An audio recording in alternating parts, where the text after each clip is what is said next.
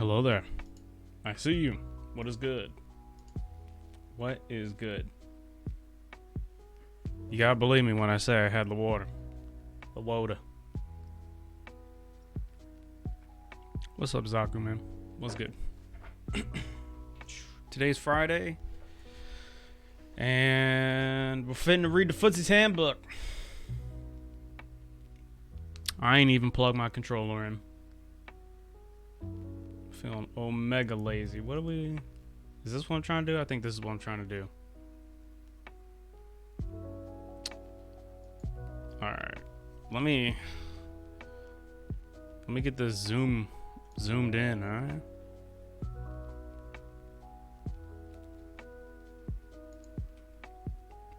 $170? Excuse me. Sneezing out here. I feel like 170 is maybe too much. 150? That's good. 175? That's fine, I think. Man, I haven't looked at this in forever.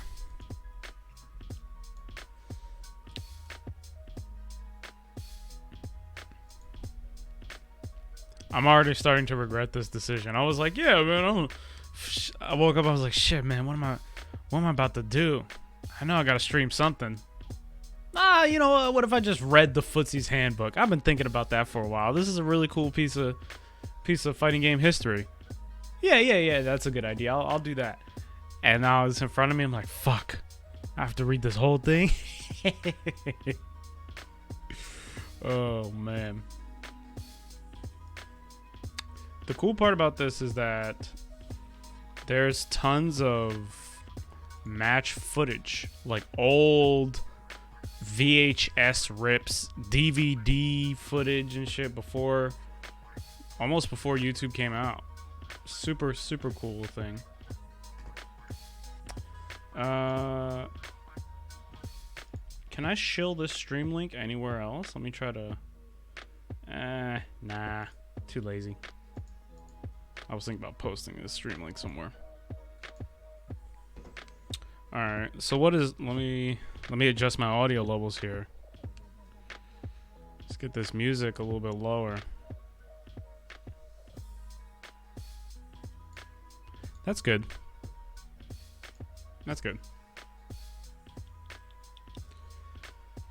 Gotta mentally prepare myself for pretending to be big brain about fighting games.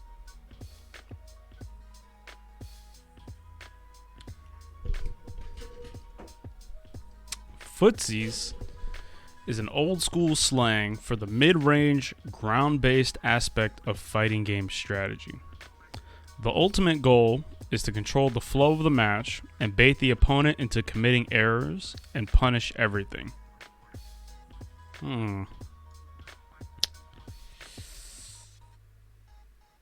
Is that accurate? That's not necessarily wrong, but it's not hyper specific either. So anyway, he continues.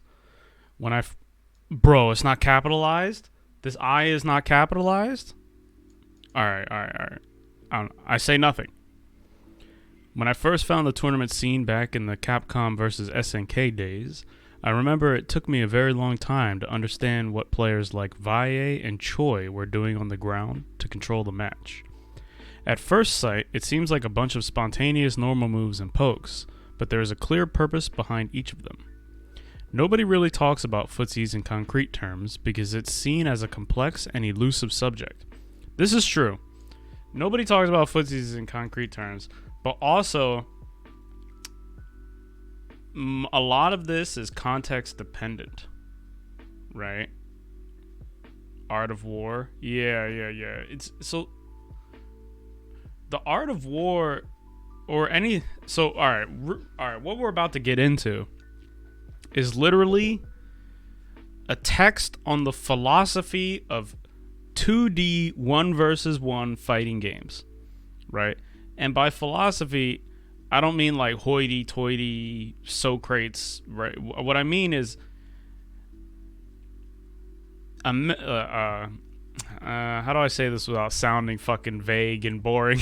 It is a text on the most fundamental principles and most basic assets or most basic components of what makes up the act of footsies, or like the concept of footsies, right? That's a philosophy. So if you read some philosophical texts like The Art of War, or like Meditations, or fucking something like that, right? It seems really vague because it has to do a lot with extreme generality, right? When you read a philosophy text, philosophy itself isn't like an analysis of the most fundamental components of something, right? Like the basic components of something. And, you know, the exciting philosophical shit is like thinking about thinking and ethics, right? But so you hear a lot about that. I think a lot of people get philosophy confused with that, right? They're like, oh, this is what, but really philosophy is like the fundies. And to really speak about the fundamentals of anything, you kind of do have to be a little bit vague, especially when it's very contextual. Very, very contextual. Yo, what's up, Frog? I see you, man. Socrates? You don't fuck with Socrates, bro? Bruh. Oh, Socrates, dude. So, this is true. Footsies is complex, but it is not elusive, right? This was written several years ago, right? Oh, you sit on the milk crate, bro? You got the plastic milk crate? Tell me what you know about the plastic milk crate in the basement in front of the CRT TV. What you know about that? You put the blanket over the crate, bro? You got the PS2 controller? You got the PS2 hooked up? So, Footsies is not elusive. It is the opposite of elusive. It is like a necessary thing you have to go to play the game. I think a lot of people would consider having a strong understanding of Footsies to be elusive, because you need a lot of practice and you need a lot of knowledge, right? But it's not elusive. Even if like Martha, the soccer mom, who's never played a video game in her life, plays Street Fighter against like Joe Bobby Jr., who's also never played a video game in his life, and they just mash the buttons, there's still Footsies that's going to go. They're going to get to a point where they're going to try to beat the other person, and then Footsies will happen. Believe it or not, right? It's part of the core gameplay loop. It's necessary. The actions happen. And I think whether you're the most advanced player on the planet or you're a completely new player, you still go through this because you have to play the game, right? Hopefully these articles will change that perception, because anyone who wants to compete in a tournament level absolutely needs to know this stuff. If you don't have to use it, but you don't have to use it, but you have to be aware it exists. I think this is also true. There's an axiom that some people say. They say Footsies ain't free, right? And what that means is you can kind of skip Footsies, or like you don't have to only base your strategy around Footsies. Footsies is a subset of actions you can take when the game is generally in a neutral state, right? So the neutral game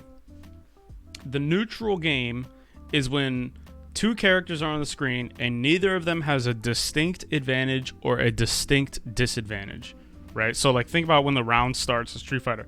Nobody can touch anybody. Even Dhalsim can't touch you when the round starts, right? You're spaced right there. That's neutral.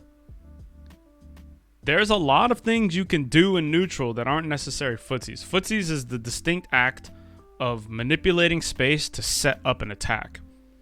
And there are three types of attacks. There's three general types of attacks you can do, right? You can do a poke, you can do a counter poke, or you can try to set up for a whiff punish. Right? Those are the three types of attacks you have. And each one of those has to do with the timing and the intention of your attack, right? So a poke is you go first. You just touch them first, right? A counter poke is when you think they're going to go first, so you want to counter hit them out of their button. So you want to go at the same time or second. That's a counter poke. And a whiff punish is you let them go first and you let them miss, and then you punish them while they're recovering from their move, right? It has to do with the timing. So like a poke is first, counter poke is at the same time, a whiff punish is second, essentially.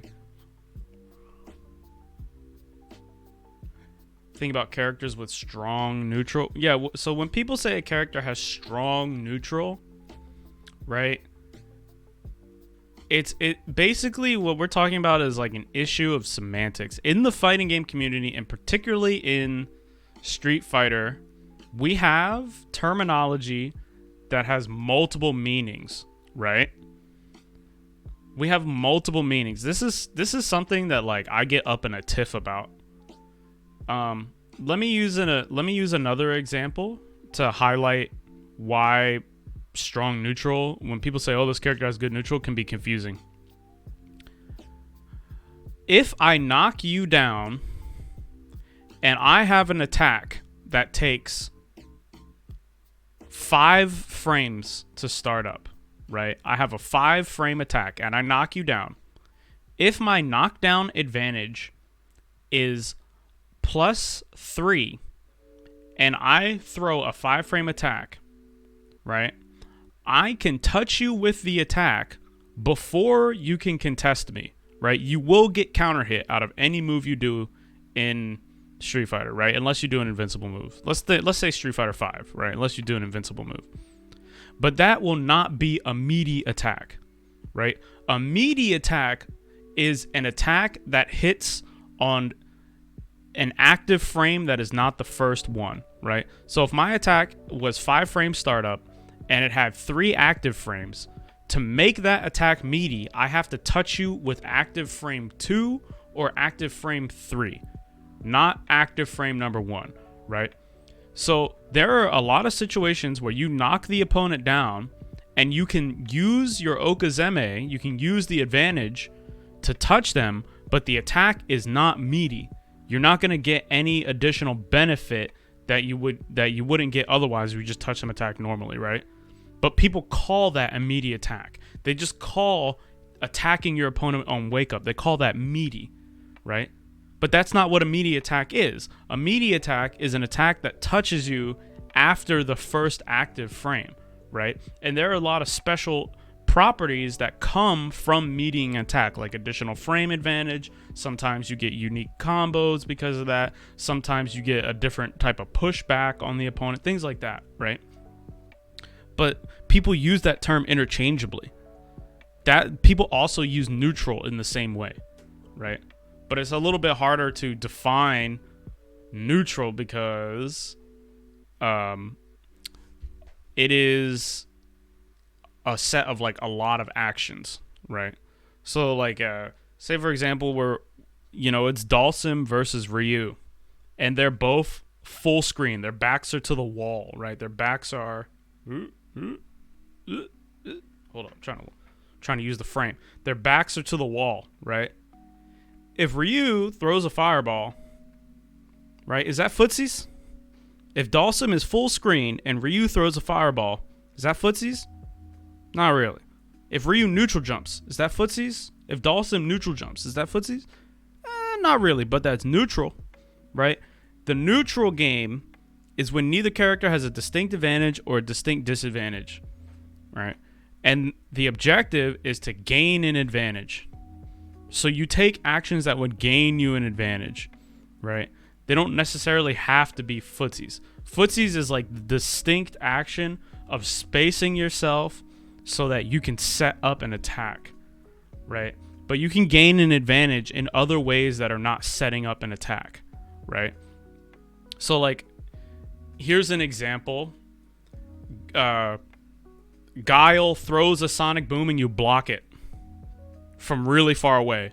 Now Guile is hella plus. He did chip damage to you, and he gets to throw another Sonic Boom. He takes away your ability to move forward horizontally. That's gaining an advantage. Guile now has the advantage, right? Because your options are limited, and his options are not. And if you get touched by the Sonic Boom, he's also going to take away a tiny little bit of your health, right? But is that Footsies? Is throwing Sonic Boom full screen Footsies? Not necessarily, right?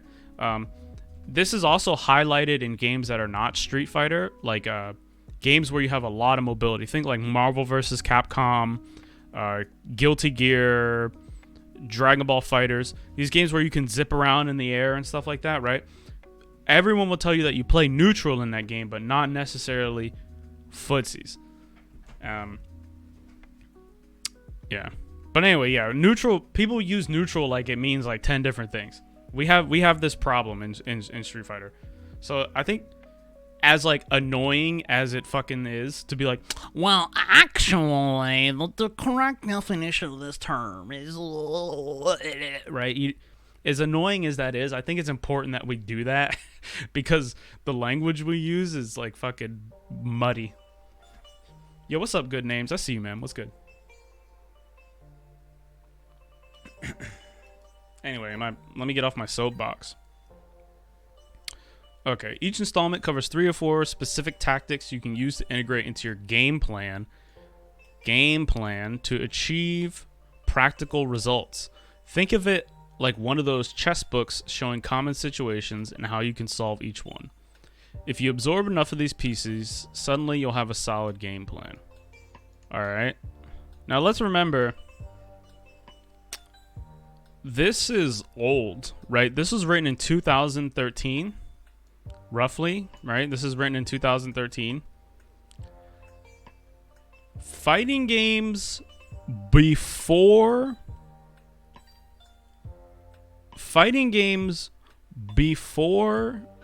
Street Fighter 4, right? Before Ultra Street Fighter 4 even, were very, very sparsely documented. And a lot of the like communication people had about fighting games was like not technical in any sense of the word. So we might see some cooked shit in here. We might see some shit that is a little bit you know what I mean? All right, chapter 1. Chapter 1. This is really cool because it has these old match footages. We're about to watch some potato quality ass shit. I hope you're buckled up. A lot of people make the mistake assuming that Footsies is something you whip out on the fly. While you certainly can do it that way, and while freestyling Footsies is certainly a valuable skill, the fact of the matter is that Alex Valle knows more about Footsies than you'll ever know. The real problem is you don't even know what you're supposed to know. Wait, what? The real problem is you don't even know that you're supposed to know these things. Okay. Alright. Footsies as a whole is such a dynamic, complex subject that it's impossible to convey or grasp at once. So we're going to try something different. Let's approach Footsies like a collection of situations and try to come up with elemental solutions for each scenario. Practice these one by one until you're comfortable enough with them to incorporate them fluidly into your game plan. Alright, I'm already a little bit confused.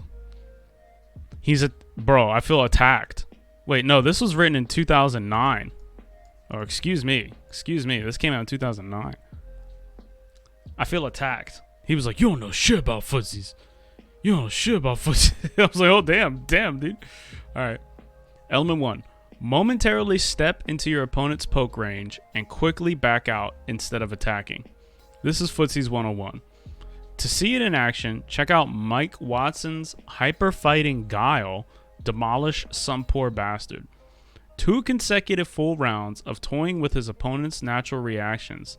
This bait works very well in tense matches, after extended periods of cautious zoning, or with charged characters who rarely walk forward. Let's see. Oh boy, look at this.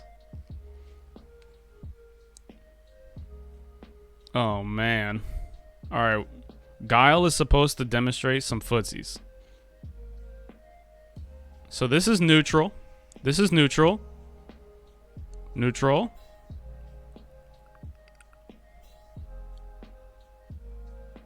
Footsies. Footsies.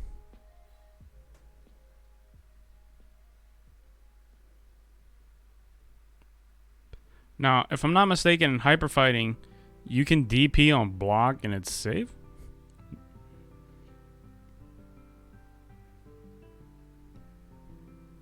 Footsies. Footsies. Footsies. Alright, this is a little bit hard to see, but if we look, you can watch him walk up. Right? You can watch him walk up, and then he'll either stop abruptly or he will walk back ever so slightly. Right? You see that? Right there. Right there. He just did it. Guile walks forward, and then he just walks back ever so slightly, right? This is, in fact, how you set up a whiff punish, right? What this does is it encourages your opponent to try and take advantage of your positioning, right? You say, hey, look, I'm close. You could touch me. You might be able to touch me if I just walk forward one more microsecond. If I keep moving forward, hey, look, you can touch me. And then you go, haha, psych, I actually stopped, right? So you walk up to a range where it'd be enticing for them to do an attack. And then you either stop moving or you move backwards, right? If you move into the range of their attack, of course you're going to have to move backwards because you don't want them to touch you on block, right? And what this does is it will give you information about how the opponent is going to react to what distance your character is, right? So if you say, oh, the opponent is quite aggressive, or he really seems like he wants to touch me all the time based on what he's doing, you can walk up and figure that out, right? You can just walk up and block, and then if he does something right away, that's good. That's information for you, right? If they don't do anything, well, now guess what? You get to keep walking, or you could go back to whatever you were doing before, right? Like throwing sonic booms. Actually, let me switch YouTube's account so I'm not I want to get these on the good one. That is Footsies 101, right? Yo, what's up, French Spaghetti? People, that's how people be, man. That's how they do. You're not wrong. So, you know what? Let me open up Photoshop, man.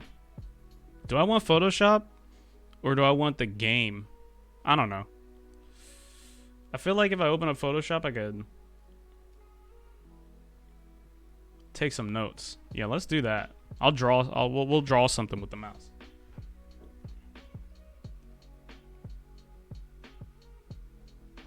We'll draw something with the mouse. Oh, I opened up After Effects. Did I? You would think I know what I'm doing. I've streamed before, bro. I've streamed before. I know what I'm doing. Where am I? I want Photoshop. Here we go. There we go. We're going to draw on the screen.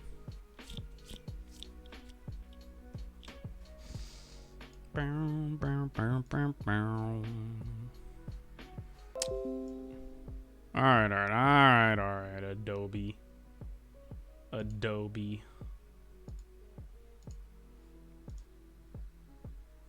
Yeah. Alright, so element 2.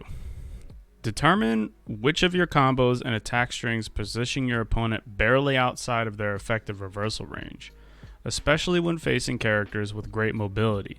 One of the best ways to trick someone into wasting meter and handing you the match is by making yourself appear falsely vulnerable. There is no better example of this concept than the famous final exchange in the B3 Street Fighter 2 Alpha tournament. Street Fighter Alpha 2 tournament.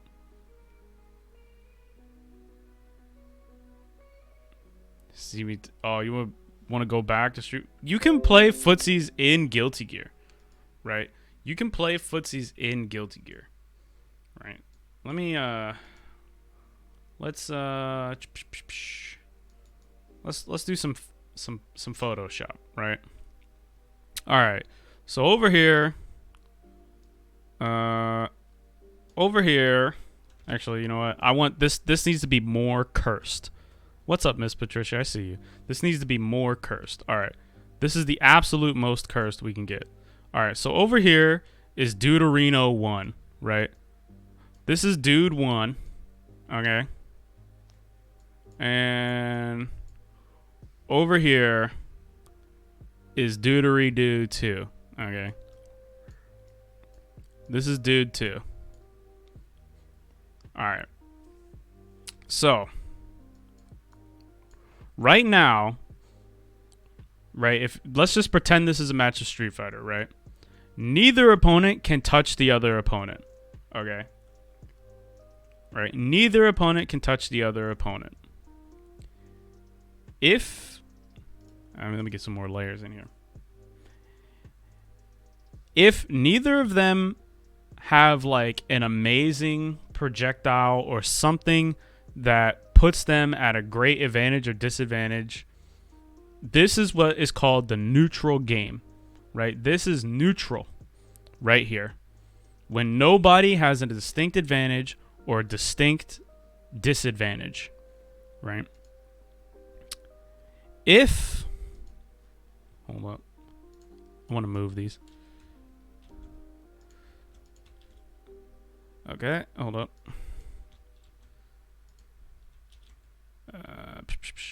Is that going to work?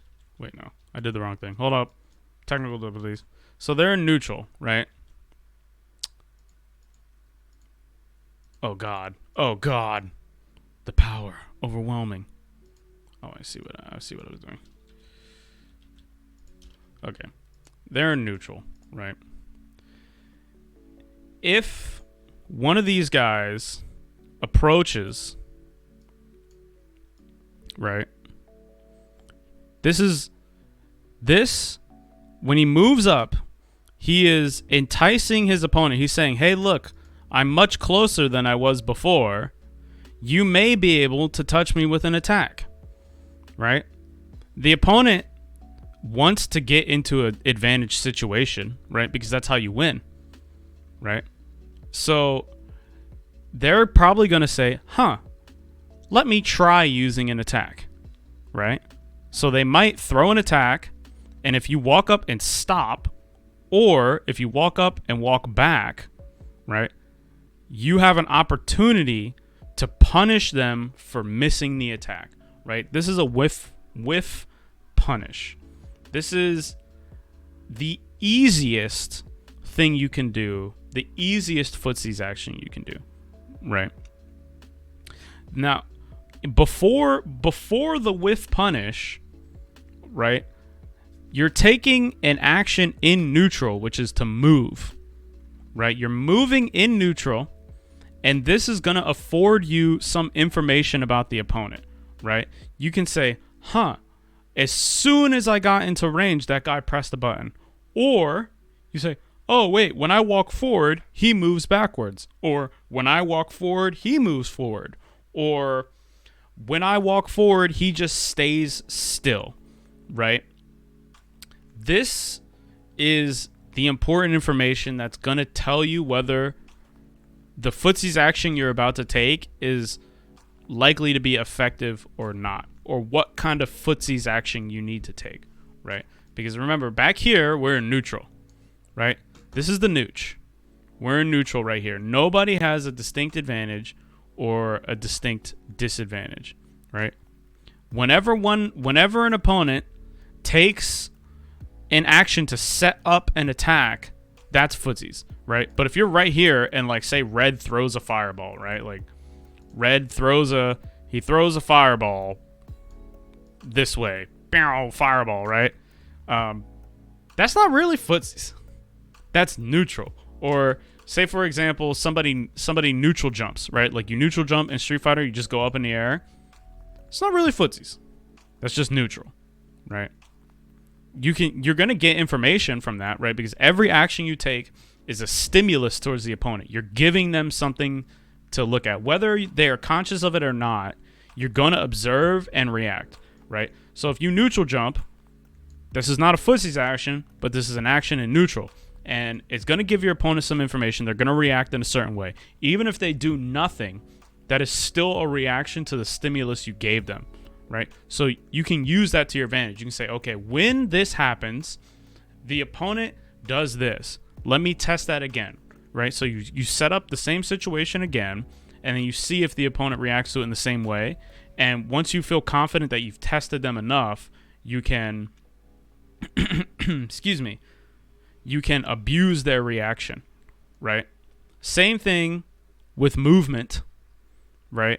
But the end goal of Footsies is to set up an attack. I think the Footsies Handbook doesn't make that very clear. I think that's very important to specify, right? The blue girl tried to talk to I see a grappler. I see a grappler and a dude who's just schmoovin'. You know what I mean?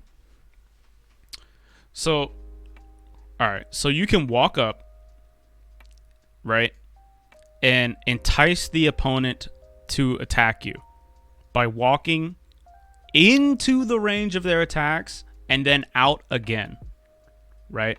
This is a timing thing. If they press their attack, immediately you will get touched.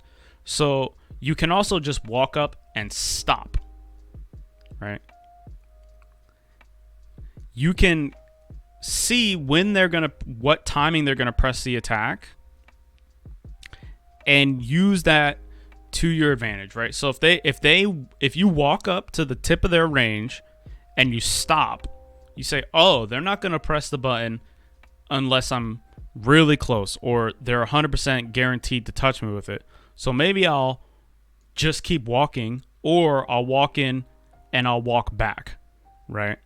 If I walk in and I walk back and they press the button just a little bit late, the button will come out, it will whiff, and then I get a chance to whiff punish it, right? You need to pay attention to the timing at which they press a button to effectively whiff punish, right? Because if you don't know that, then what how do you even do it, right? One of the things you can do to figure that out is to give them the stimulus of you moving into their range and then watching what they're doing, right? So you're still looking to set up the whiff punish, but you have to watch. You can even condition them to press the button, right? So say they don't do anything, right? Well, just keep walking up. And if you walk up far enough, right, they're either going to do something, or you just get to throw them or something like that, right? So then you can say, oh, they're trying to interrupt me for walking really far. He's anticipating me walking really far. Let me walk up and stop, right? Or let me walk up and walk back to try to get him to intercept me, right? That's a whiff punish, right?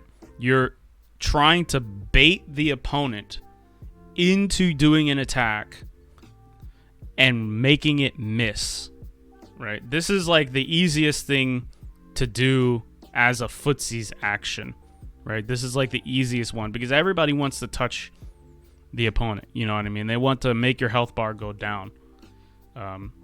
To do this, you need to know about the opponent's character and like how long their attacks are, right? You need to know how fast their attacks are, right? Like, for example, if this character was like Dalsim, right? You can't just hold forward because they're just going to medium punch, right? But you could walk forward, block, right? Or you could just walk forward, walk back, right? But if this character was like, say, I don't know, Zangief, for somebody who has somewhat slow mediums and heavies, you could probably walk forward for a longer time and then fade back for a longer time, things like that, right?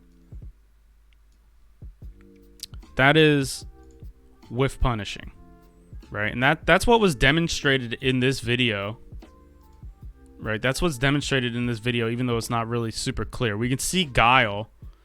We can see Guile do it, right? You can see him walk up.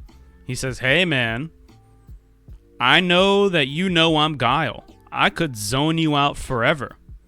you could just get zoned all day. This is a losing proposition for you. But wait a minute, I'm going to walk up. You might be able to hit me. Ah, psych. See, I know you wanted to hit me because I'm God. Right? Like, this is a whiff punish, right? Just so happens that he's whiffing DP. This is hyper fighting, so you just kind of DP a little bit in that game.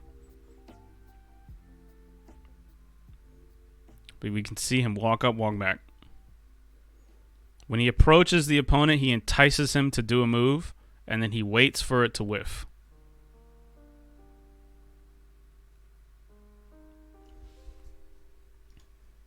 Alright, what else? Determine the range which your combos and attack strings position your opponent barely outside their effective reversal range, especially when facing characters with great mobility. One of the best ways to trick someone into wasting meter and handing you the match is by making yourself appear falsely vulnerable. There's no better example of this concept than the famous final exchange of the B3 Street Fighter Alpha 2 tournament.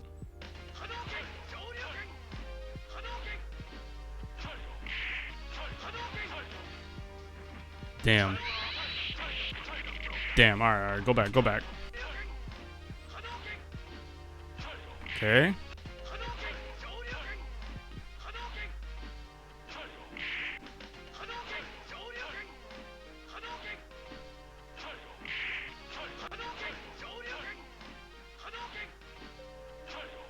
Okay. So, you know how we just talked about walking up into the opponent's range to entice them to touch you? Right? This is what happens here. Right? So high tiger shot doesn't hit crouching opponents. But if you look at how John Choi, beforehand, right? Look at how he's standing. Right? Even though they're really far away and they're throwing fireballs at each other, he still does a footsies. Look, he takes these moments where he's standing up, walk back, right? Stand up, see him stand up. He does it twice. He walks backwards, right? And then he stands up, and I guess he messes up a fireball or he just does fierce. All right, I think he just does fierce. That standing is like, hey, you want to do high tiger shot? You could touch me if I stand up. That's a footsies.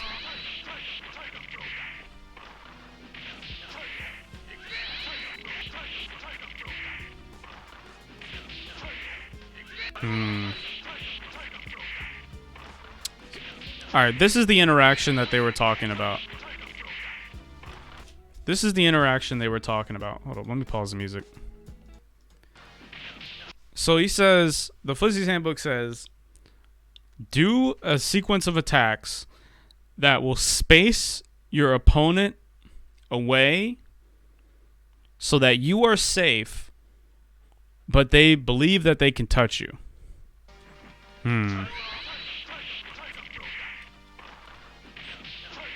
I don't know so much about this one. This is a useful tactic, right? But is this a footsies or is this just spacing? Could be this technically could be a footsies. Go pick a new hoodie. Oh man. Joke's on you, I only own one hoodie. Is this a footsies? So here we can see this smudge that is Sagat does a combo, right? And so he does a cross-up combo. He does jump, short, down, down medium, tiger shot, right? This pushes this other smudge that is Ken back. And if Ken lands a super here and Sagat blocks it, Sagat will lose, right? This is similar to walking up and stopping, right? It's like, hey, if I do anything at all, but I don't know if this is necessarily a footsies, right? Because footsies is a specific set of actions you take to set up an attack, right? You can set up a poke, you can set up a counter poke, and you can set up a whiff punish. This might be to set up a whiff punish, but this really would abuse the opponent's lack of knowledge, right? Because you got to think that most players or most people are not going to try to hit an attack unless they think they can touch you with it. And strong players will never hit an attack unless they can touch you with it, right? Actually, that's not true. That's not true. I just caught myself. That's not true. This is a footsies, right? Because you can use the opponent's anticipation of your movement to bait them into pressing an attack when you don't move, right? So like that example I had with the shitty Photoshop drawings, if, say for example, you walk up really far, and then the next interaction, you walk up really far, and then the next interaction, you walk up really far, right? So the next time that happens, what's the opponent thinking you're going to do? Right? They're going to go, well, he always walks up really far, right? But if you walk up and then stop, you walk up short. You go, oh, I'm not doing it. Oh, right? They'll be like, oh, fuck, I whiffed my attack that leaves me totally vulnerable for X amount of time because I thought he would walk up really far. I misinterpreted the pattern, right? You can do that. So this is maybe if we had more context, maybe if we watched more of this match, we might see that this situation occurred before, and maybe Sagat did standing medium kick, or maybe Sagat did some sort of movement, right? So this is sort of a footsies. Yeah, what's up, Rubes? What's up, the Diggle? I see you. This is sort of a footsies. Is this from the Titanic? This is from the year 2003, I believe. We're reading the Footsies Handbook. We're learning together, right? We might need context here. Let's go back a little bit. Let's watch this whole match and try to point out all the footsies that we learned so far, right? And we're still on chapter 1. We only learned 2 things out of the Footsies Handbook, right? I got you. We learned that you can use. Now I'm extrapolating a little bit for the modern age, right? Because fighting game technology has advanced immeasurably since 2009, which is when this was written. The Footsies Handbook was written in 2009. So I'm extrapolating a little bit and like expanding on the definitions here. But we learned that you can use your movement to bait the opponent to press an attack, right? So you can get close to the range where one of the opponent's moves will touch you, and you can either condition the opponent or abuse their natural reaction, right? So you can walk up and you can observe. You can say, okay, if I keep walking, if I walk one more pixel, he can touch me. What does he do, right? If he presses an attack right away, cool. We know that we can abuse that by walking up, stopping, letting him whiff, hitting the attack.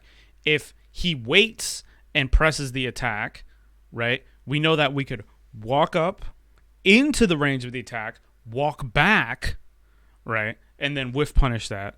Or if they don't do anything at all, we can just keep on walking. We can just get really close into the range of our attacks, right? We can use that to set up a whiff punish, right? The last one where you walk all the way up to them, that would convert the situation. That would give you an opportunity for you to take the initiative and to take the advantage in the situation. But you could also use a long walk to further encourage the opponent to hit a button, right? We want to observe, like, okay, when I do this, what does the opponent do? Is this a consistent reaction? So when I make this game state, when I make this situation on the screen, right? What does the opponent do? Let me test it again. When I make this situation on screen, what does the opponent do? When I walk towards him, what does he do? Right? Can I make a pattern? Can I feed him a pattern of actions that I can then mix up, right? Can I walk forward and then walk forward really far, walk forward really far, walk forward really far, give him that pattern, and then one time walk forward and stop, or walk forward and walk back? Can I use that to make him whiff a button? We learned that, right? And now this says use a sequence of attacks that spaces you away from the opponent, right? So here we see one on hit, but this is also really common on block. Think like, a lot of characters have this where they'll do like button, button, button, you'll block it. Button, button, button, you block it. And then they just walk up and throw you, right? Or they'll do button, button, button, and then they'll walk backwards to set up their fireball or something, right? You can use that to encourage the opponent to whiff an attack as well, which is what we see in the final interaction here. The more common type of situation you see this in is like a tick throw, right? That could be a footsies, right? That's a footsies. So if you do like jab, walk, jab, walk, jab, walk, jab, walk back, and then the opponent whiffs throw, like you shimmy them, that's a footsies, right? You walk in, you say, hey, this is a threat. Are you going to react to this threat? And then you walk back, they react to the threat, you punish them, right? That's a footsies. So that's what's going on in this situation, but they're using, the game functions differently. So he's using a block string to try to make his opponent, he's like, hey, you could chip me out, but he didn't do anything afterwards. And I'm saying, like, we might need some context to see if he conditioned that. Right. What if the opponent's saying maybe he thinks I'm a press a normal here, so I'm a wait? That's the skill of the game, right? That's the fact that you know that I know is what makes Street Fighter interesting and difficult. Right? When we play against each other. So we're trying to see if Sagat does anything after Tiger Shot. Right. Ooh.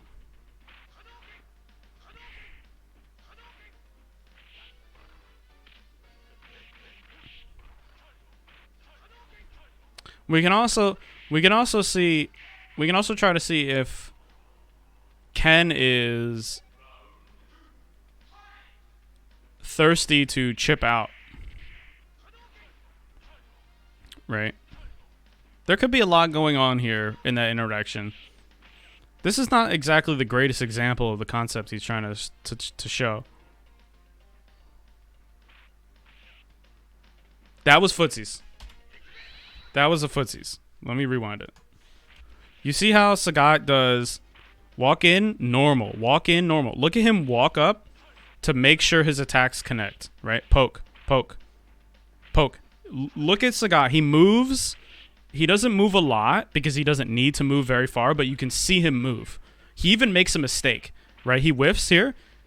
You see him whiff this move, this sweep. Oh, shit. It didn't connect. Let me walk forward again. You see him inch. See, Sagat takes a tiny little step. That's a footsies. This is a poke, right? We didn't go over this yet in the footsies handbook, but Sagat is executing poking right now. So what he does after the sequence, you're going to see him take that little tiny step forward and then crouch. See that right there? That's an attempt to either abuse Ken walking forward way too far, or if Ken presses a button to counter poke, he can then whiff punish, right? So Sagat is doing a whiff punish. So what he does, he says, I walk up and I poke, right? I'm going to walk up and I'm going to poke. I'm going first. I'm going to walk up and I'm going to poke. I'm going first. Look at the timing of when I walk up and poke. Poke, right? So walk, poke. Walk, poke. Walk, poke. Walk, poke. Nothing, right? So it's walk, poke. walk poke, walk poke. And then Ken is thinking like, oh shit, it's walk poke, walk poke, walk poke. What can I do to counter that? I can walk back when he does walk, and then I can wait for the poke. Or to resolve this situation, I can also just fucking hold forward. I can sacrifice my health bar. You know what I mean? I can just hold forward because he's doing walk poke back, walk poke back, walk poke back, right? So I can just hold forward, and every time he does walk poke back, every time he backs, I'm moving closer and I'm taking the screen space away from him, right? So he's getting pushed to the corner. So even though Ken is losing health, he can still gain an advantage by just holding forward, right? But Sagat says, all right, I know I'm walk poke. I know I'm walk poke. I know I'm walk poke. It's time to mix it up. His reaction is either going to be to hold forward or to come and then try to counter poke me. That's the two ways he can counter this strategy. The two ways he can counter my walk poke, walk poke, walk poke. It's either going to hold forward or he's going to try and press a button to whiff punish me, right? Because so to wrap your head around this, to make this like absolutely clear, when you whiff punish someone, right, it is not a reactionary thing. It is a premeditated thing, right? You don't just see them whiff and then react. That rarely ever happens. That almost never happens. It can happen. It can happen, but it almost never ever happens, right? You're basically what you're doing is you're saying like, okay, he's doing this pattern, right? When I do this, he does this.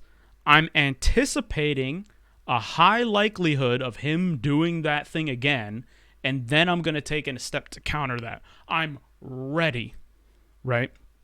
And you'll find that a lot of time when you mentally prepare yourself like that, or when someone mentally preps themselves like that, their reaction to the situation will just come out anyway, right? It's like premeditated. So it's not like Sagat is making a mistake here by just waiting and watching, right? He's intentionally trying to bait out Ken's reaction. This is a Footsies. That right there is a fucking Footsies. Right? That's the whiff punish that we were setting up for, a whiff punish that we were talking about. He uses the pattern of his actions. He also uses the pattern of his opponent's actions. And he uses the enticing nature of his positioning to set up a whiff punish.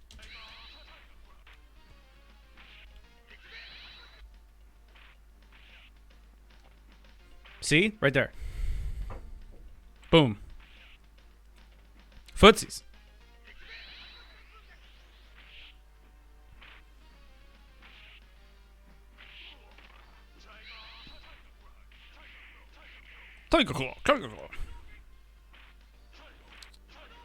Now, I will say, I'm fucking pausing it again. I will say, we together are reading the Footsies Handbook, right?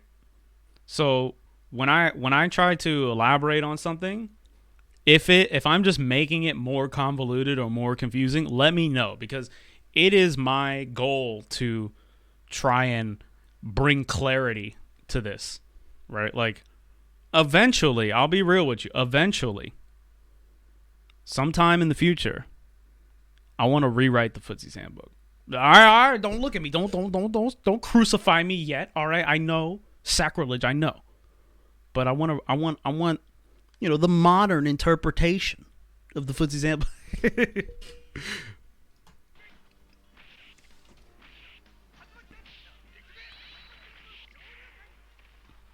So, you know how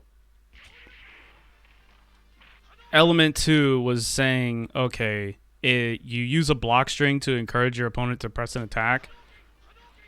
Right? This is Alpha 2. This is B3 Alpha 2. We can see here the same interaction that happens at the end. We can see Sagat. Sagat does a move. Where is it? Here we are. Sagat does this. He does down medium punch. Ken just does super. Right? And this is the final interaction that also happens. So maybe this is the context we need. Oh my god, cursed. This is, see that? That happened, that sequence happened before. But this time, so it's possible that Sagat goes, "Oh, okay, after I do a sequence, he's doing super. He could possibly chip me out here. Let me do a sequence that pushes him far enough away for his super to miss. And then when he does super, I'm ready to react with my invincible move." Right? So he does the super flash. Sagat reacts to the super flash with an invincible move. He pushed him away on purpose. That could be a Footsies.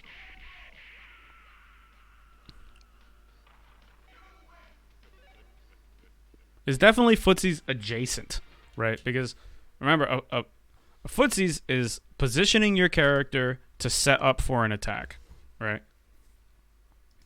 So that, I mean, technically, yeah, that's a whiff punish. That's a Footsies, right? All right, so what else? Once you've established a pattern of poking consistently at certain range... Wow, I was getting ahead of myself here. Once you've established a pattern of poking consistently at certain ranges, use your opponent's hesitation to walk up and throw them. Okay. It is always dangerous to wander into the enemy attack space, so wait until you're certain you've trained them to think twice about pushing buttons. John Choi's CVS2 Sakura does an excellent job of demonstrating this principle for the entire first round of EVO 2007. There is no way he should have gotten away with such gutsy throw attempts at the beginning of the round. All of these plays are universally applicable to any fighting game. That's why Footsies and zoning are considered fundamentals. Oh my god, I'm getting a call. Hold up. Alright, I'm going to play this match. I have to be right back.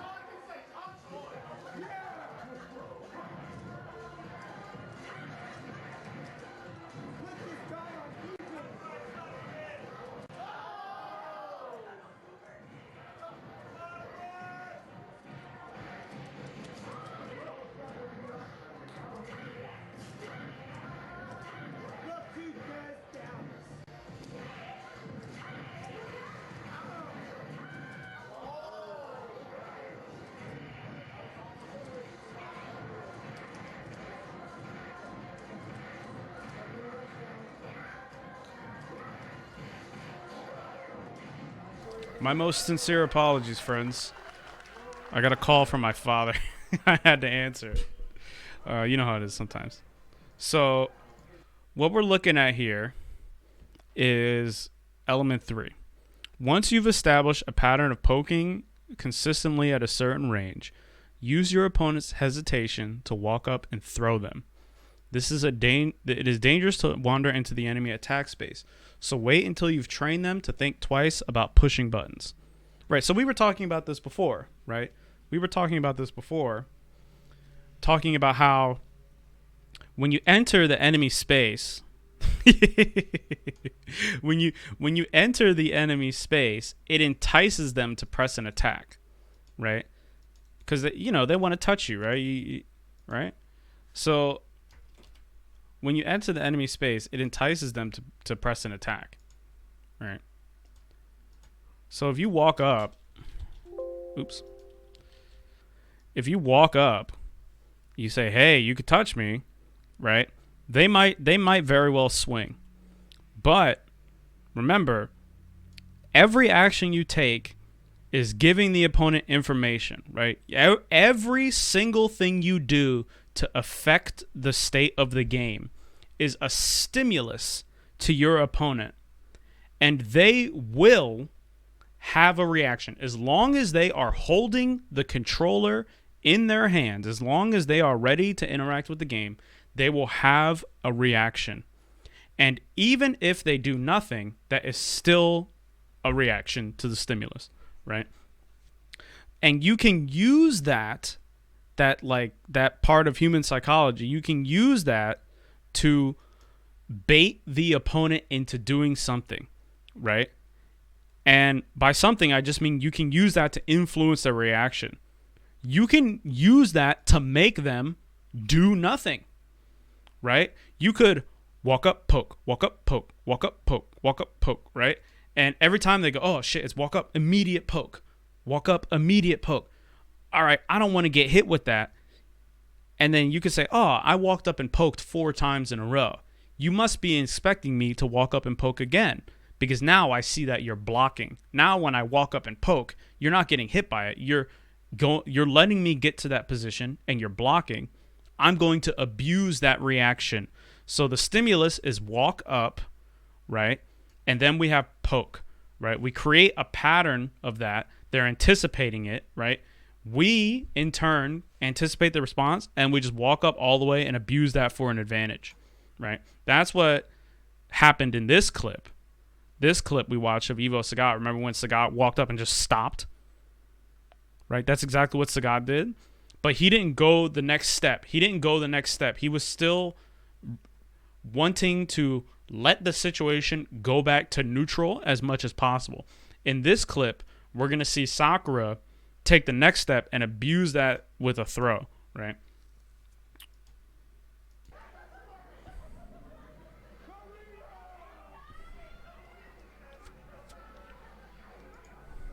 Meow.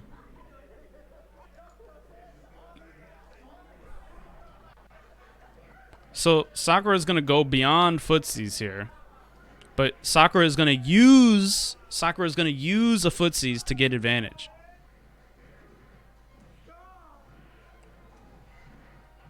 Walk button.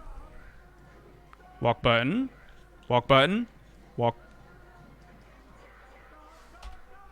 Does this grab a move? Let's find out.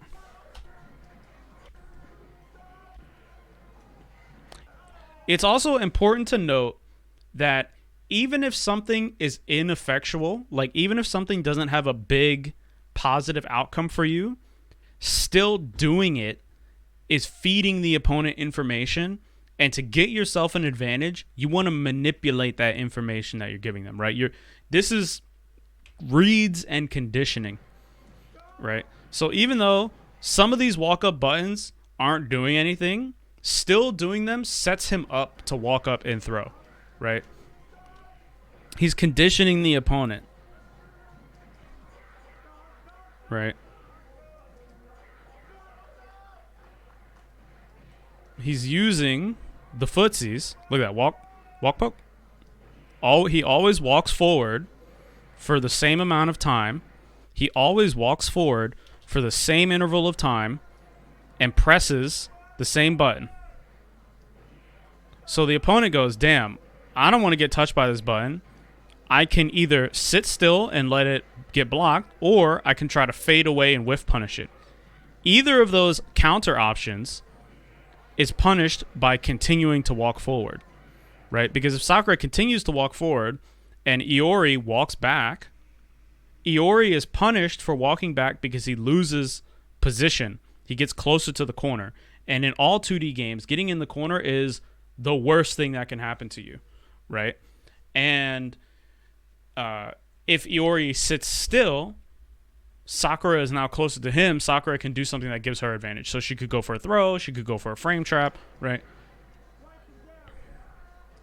Look at that. Walk up. Right here. Whoop. Do you see how far he goes? Iori is expecting walk up roundhouse.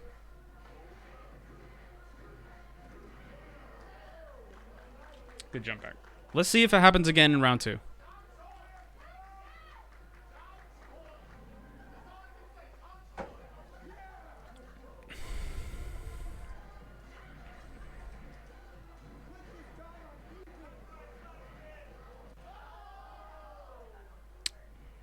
A lot more aerial approach here. Might be some matchup stuff. But it's important to also note that you don't footsies in a vacuum, right? Footsies is one part of neutral, right?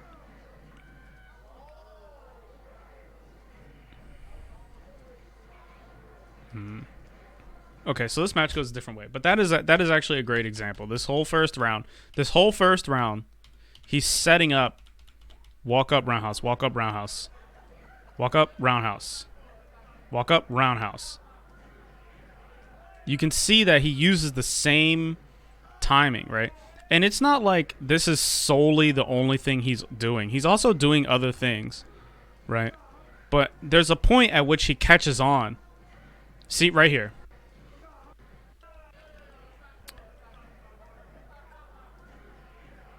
Right? We can see Iori gets clipped. This is probably the first possible moment where you say, oh, okay, my opponent's reaction now is to block. You see him crouch right there. He doesn't move. Sakura is walking forward here. He crouches. He does it again. Right? That's probably the moment where you say, oh, he might crouch. Let me try and further abuse this, right? Let me give him more of this to encourage that response. Right? This is using a footsies to condition the opponent. Now, when you condition an opponent, right? When people talk about conditioning an opponent, they don't really mean like you tell them what to do, right? Basically, when you condition an opponent in a fighting game, you suss out what their response to a situation is. It's really hard to force someone to do something, right? Basically, what you're doing is you're just trying to find their natural response and encourage it a little bit more so that you can abuse it. Right? He uses the rhythm, again, of his poke to abuse his opponent's reaction of crouch blocking. And when his opponent anticipates the walk in to poke, he just keeps walking. Ooh, hiding behind a table. Look at this. Is using the table. That's fantastic. I said watch out for that table. You can't see me. Hide and seek. Peekaboo. Where am I? There I am. Want some tea? There's chopsticks. There have been no low forwards in 30 seconds. What are we gonna do? Table. Low forward. Justin, you gotta make a move. There he goes. Low forward. Throws it out there. What a legend. All right, let's look at chapter 2. Damn, it's already been an hour and we only got past chapter 1. Oh boy. All right. So, Street Fighter Footsies Handbook, Chapter 2. It takes a long time to look through enough footage to find a clear example of these concepts, but I'll try to continue this series on a weekly blah blah blah blah blah blah blah blah blah blah blah. Element 4. So he keeps talking about your game plan, right? he keeps talking about a game plan, and what that means, what he means by game plan, is the situation that you want to be in. That is a game plan, right? So it can literally be almost anything. It could be, I want to be at this position on the screen, or I want to do this move, or something like that, right? And you can use your game plan to narrow down the amount of actions you need to take, right? Because when you start a match, there's like infinite things you can do. There's like infinite things you can do. And the right thing is always based on context. Well, how do you get the context? You need a game plan, right? So you don't just go, oh, I'm just going to go do a footsies. You go, oh, okay, I want to use this button at this spacing, or I want to throw the guy, or, I see that they reacted this way. I'm going to make it my objective to bait their reaction or something like that, right? And when you play a match, your game plan isn't necessarily super duper ultra rigid. Like, you don't just pick one situation. You use your experience and your matchup knowledge to kind of have a handful of situations, but they'll generally be trending one way or the other. Like, oh, I want to be far away, so, blah, blah, blah, blah, far away stuff. Or, oh, I really want to be close, blah, blah, blah, aggressive stuff.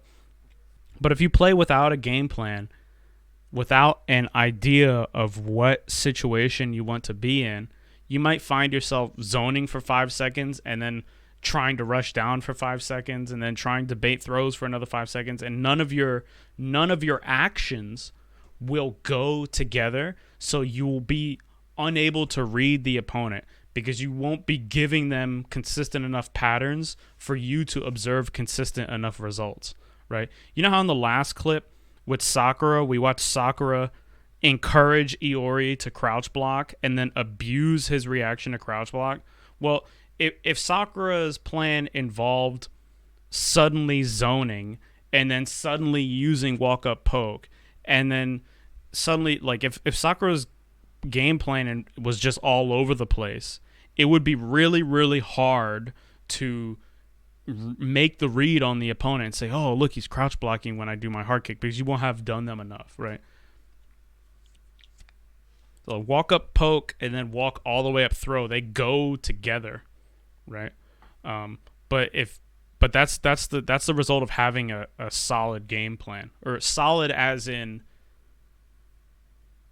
chosen, basically solid as in like one thing, not like 5-10 different things. Okay, so when your opponent is looking to punish your standard pokes, try whiffing a crouching light a few pixels outside their sweep range. If they mistake it for a slower attack, they'll leave themselves open with their when their counterattack misses. Be ready to punish the whiff or simply walk up and throw during the recovery period. This tactic works best during mirror matches and against opponents who can hit your medium pokes on reaction. So this is just a bait, right? This is a bait. See, short. Again, this highlights the fact that when you whiff punish someone, it is not solely a reactionary thing. It is almost impossible to react just out of the blue, right? You have to be prepared and anticipating. So what this does, right? Whiffing a light move, if the opponent is really, really, really anticipating you to do something and they're ready to react, likelihood is the reaction is just going to come out, right? So if they press medium kick to try to whiff punish you or something, the reaction is just going to come out. So what can we see that in this example here?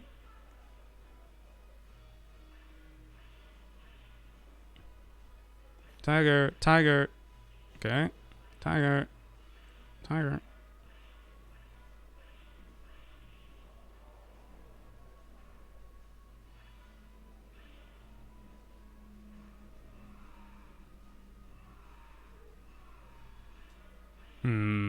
Where is it?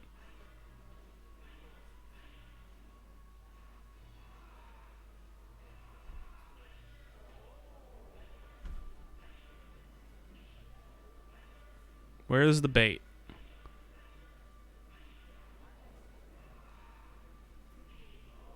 Let me click the link again. Maybe I missed the timestamp. Maybe I missed the timestamp. Where is the bait here? Punish the whiff. Oh, okay, okay, okay. It's right here. So Sagat could... I believe if Sagat tiger shots here again, he can get stuffed. So he does low short. I think that's why Balrog is whiffing. What are these, low strongs? Yeah, you see Balrog doing low strong.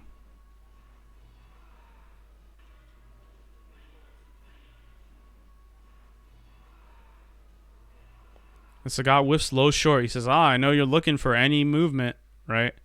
And then he punishes him for it. Alright. That's a similar concept to walk up, stop, walk up, stop, walk up, stop, walk really far. Or walk really far, walk really far, walk up, stop.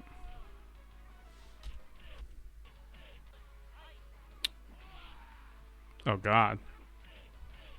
Alright, Balrog's OP throw.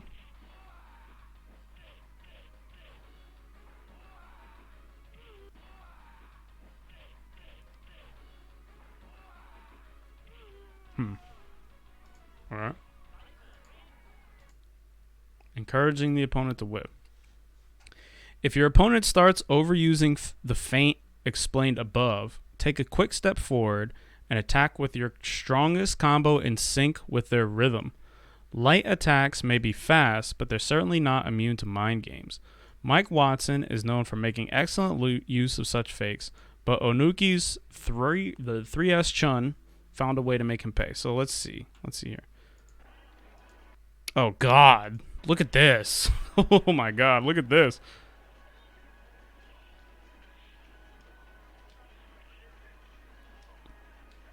So what this is talking about is the manipulation of the pattern, right?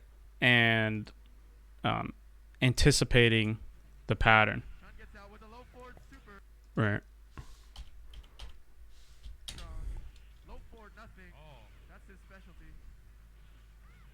Short. Short. Okay. Here we can see. So Chun-Li wants to move forward, right? Chun-Li wants to move slightly forward. Ken is stopping the forward movement with low medium kick, right? Now, sometimes Chun-Li will, if Chun-Li's way of dealing with the situation is not to whiff punish and not to poke first, but instead to counter poke. If Chun-Li tries to move forward and hit their button at the same time Ken does to poke him out of it, or a little bit sooner, right, to stuff the button, Ken can bait this by instead moving up and doing a move that is not as vulnerable, doesn't go as far. So he's doing low short. He's saying, haha, look, you're going to react to some movement. It's not low forward. Now we're going to play this game of whether or not you can identify when I want to low forward and when not. And I'm going to use this to discourage you from moving forward in the first place. I want you to abandon this strategy of trying to walk up and stuff me, right? But we can see here that Nuki has the counter play, which is to approach into the dangerous range and then press the button at the right time anyway, right? So Ken is trying to say, hey, I bet you can't figure out when I'm going to low forward. I'm going to fake you out with low short. And then Chun-Li says, hey, it looks like you're trying to fake me out with low short, and I'm having trouble figuring out when you're going to press low forward. Fuck the low forward. I'm going to hit your low short. That's easier to figure out the timing, right? So Chun-Li looks, observes, boom, right? We'll probably see it again. Yeah, see that? See that? Okay.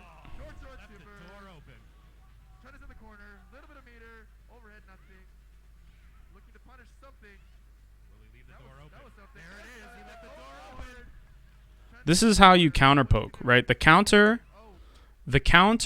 to someone poking you is to counter poke or to whiff punish. The counter to someone baiting your whiff punish, or the counter poke to, or the counter to the counter is to counter the counter. Oh man, that's nuts. All right, element 6. Always be on the lookout for changes in access to super meter. When people start edging back and forth at mid-range, it's a sign they're fishing for something to nail with super. Remember what Daigo's Street Fighter 4 Ryu did to Punko at Capcom International Exhibition. Okay. So, stick to quick normal moves in that situation. Don't test their reactions with slow special moves, or better yet, lock them into block stun, and then bait the super from a deceptively safe distance. Okay, so what he's talking about right here is actually how you will see the opponent's actions change based on their resources, right? Street Fighter V is actually a great example to see this, right? This is not necessarily a super duper footsies, but this is just like a general game thing.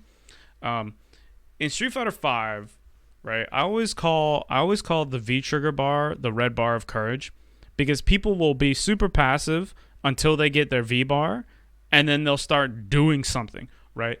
And or like a good example is you'll see players, they'll play, and then suddenly they start using a move that they've never used before. It's because they have V bar, right? Like that's their way to activate. Like people start doing sweep, people start doing standing hard punch, people start doing standing roundhouse, right?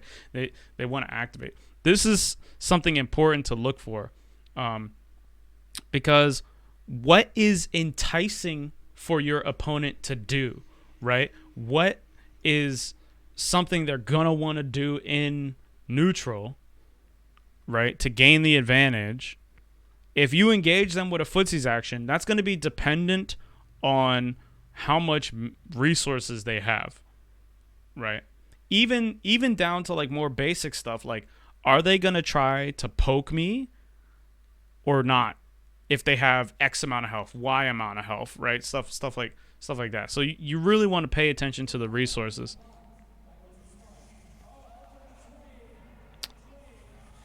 Right. So we can see here.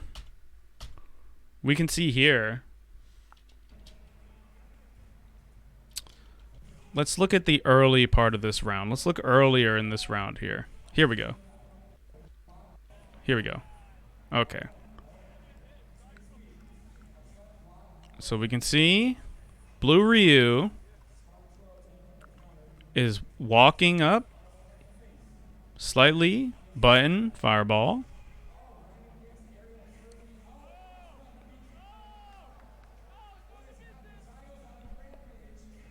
Okay, Blue Ryu is looking to maintain this space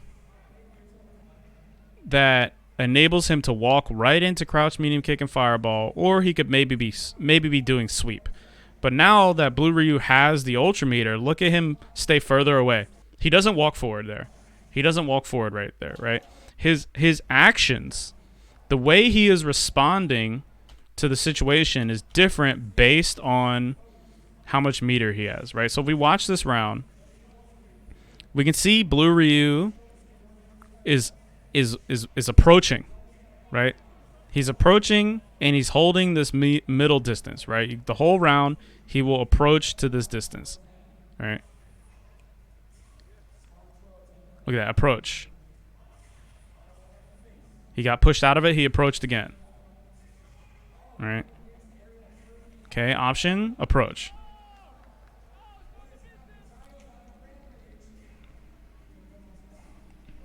Pushed back, approach. Again, he approaches. Right, but now he has the meter, right? So White Ryu is probably like, okay, I see that he's approaching. How can I take advantage of this? Well, I know he's taking these little tiny short walks forward and he's stopping. So maybe I can time my button sooner.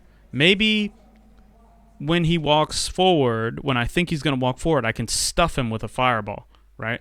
But he didn't pay attention to Blue Ryu's super meter. Blue Ryu's most enticing option here is probably to land Ultra, which he does, right? The amount of resources your opponent has changes what is most enticing for them to do in the match, right?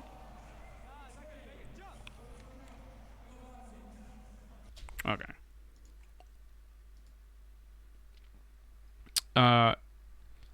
The resources in the match, very important. They're going to affect what the opponent wants to do, and this is going to always, at some point in the match, change up their response to a situation. Right, that's the point that is getting highlighted most here. This is not necessarily specifically in the act of Footsies, but it's neutral game stuff. Their response to a situation is going to change in the middle of the match because their resources change. Right, if your opponent is aware of their resources, when their resources change, one of the situations you've been in before, their response to it is going to change. You need to be aware of that, right? This can get you in hot water. This can get you in a lot of trouble because the Footsies is really one of the things you're doing is really trying to look at your opponent's response to your action, right? Rule number 1, never get predictable. If you can't read the opponent's intentions for whatever reason, or simply lose track of your opponent's train of thought, or do not, under any circumstances, fall back to your default game plan. Play it safe or do something random. Sometimes your opponent has never seen you do before. Otherwise, you'll find yourself walking or flying home with a bewildered look on your face, trying to remember what exactly was you got hit by. What's this?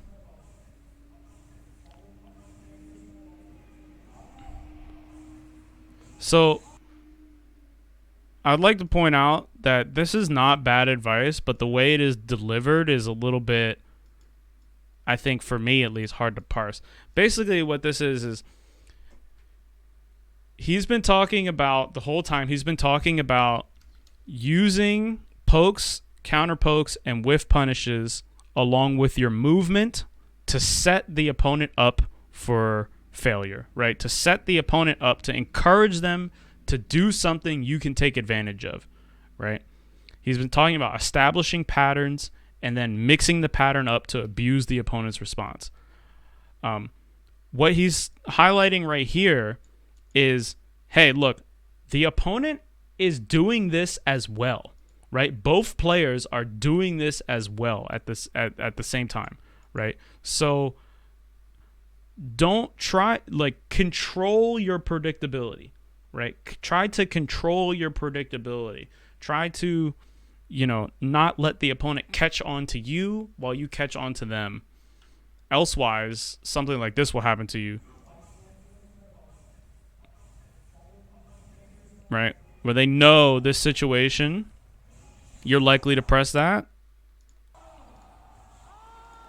You can see him attempt it multiple times. He goes, okay, I think Dawson is going to crouch fierce. Right? Watch. Let's see. I think Dawson's going to crouch Fierce. I'm just going to DP Super. Right? I'm trying to DP the Fierce.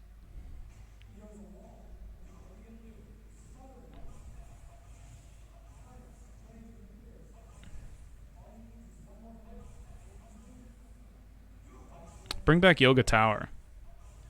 Bring back Yoga Tower. See, he tries it there. He's willing to try it again.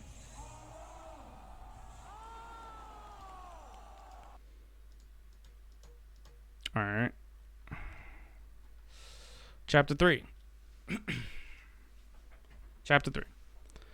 This segment focuses on the massive advantages gained by cornering your opponent.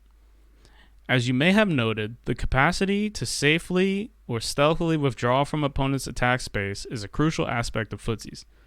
Backing your opponent against the wall negates all of their ability to walk backward, giving you the sole control over whether you're in or out of attack range. This is exactly why the corner is the most punishing position to be in. This is why it's brutal to get cornered, right? The wall negating your opponent's ability to walk backward, giving you sole control over whether you're in or out of attack range, is why the space behind your character is always more important than your health bar, unless you're about to die, right? This is why, for example, in Street Fighter V, you see pro players just jump out of the corner with full knowledge that they're going to get anti-aired, is because it's really hard to do a footsies when you can't walk, when you can't walk anywhere, when you can't move, right? The corner doesn't only negate your ability to move backwards, it also hampers your ability to move forwards as well, right? When you're in the corner, truly, you have like half as much ability to move forward and you have no ability to move backward, right? So you really can't do anything. This is why it's super important to be aware of the space behind your character. Let me play the music. Here we go. Whenever you knock someone into the corner, establish a safe position slightly outside of their reach. Then, as soon as you get the feeling they're about to advance or let their guard down, step forward and poke their toes with a low-medium kick. Getting hit by one of these gives a lot of players the urge to retaliate with one of their own. Simply let it whiff and then strike their extended limb or throw them right back into the corner. However, keep in mind that veteran players often take a step forward before counter-poking, so you might want to give them a little extra room. This is true. So you want to encourage the opponent to make a mistake, right? But you also want to keep them pinned into the corner, right? So what you can do is you can harass them with normals, just with the intention of keeping them sitting in the corner.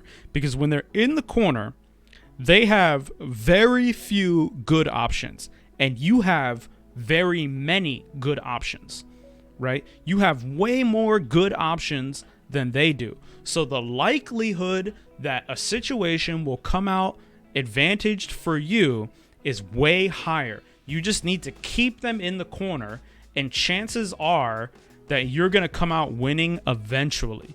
Right? Holding them in the corner increases your chances of winning an exchange by a gajillion%, right? So a lot of the times you just want to poke and pressure the opponent enough to keep them pinned down, right? So you just walk forward, touch them, walk back to a safe distance to where you can anti-air them back into the corner. You don't want to anti-air them and push them out. You want to anti-air them back into the corner. Or if they're an advanced level player, they will attempt to walk out. They'll attempt to walk forward to try to get you to walk backwards, right? That's what he's talking about right here. Like high level players will walk forward to disable your corner pressure. They'll attempt to encourage you to walk back. And if you walk back, they'll take advantage of that and try to walk forward again, all right? So we can see this potato quality footage This potato quality footage. Pokes.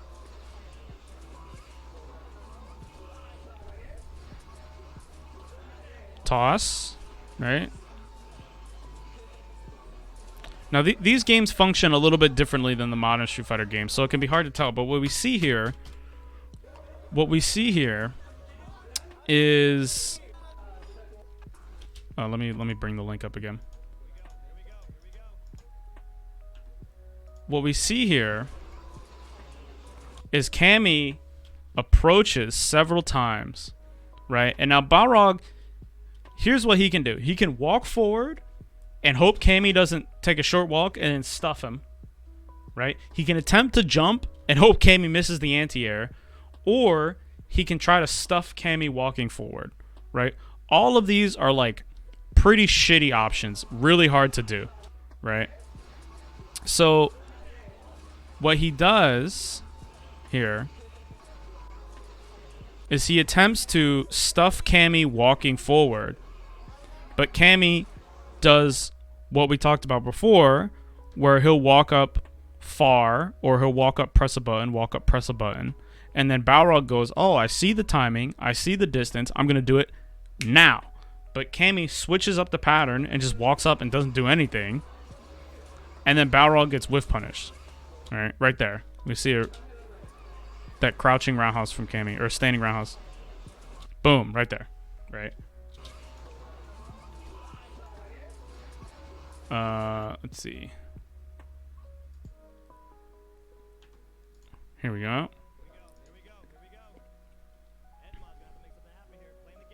Okay. Pokerooski.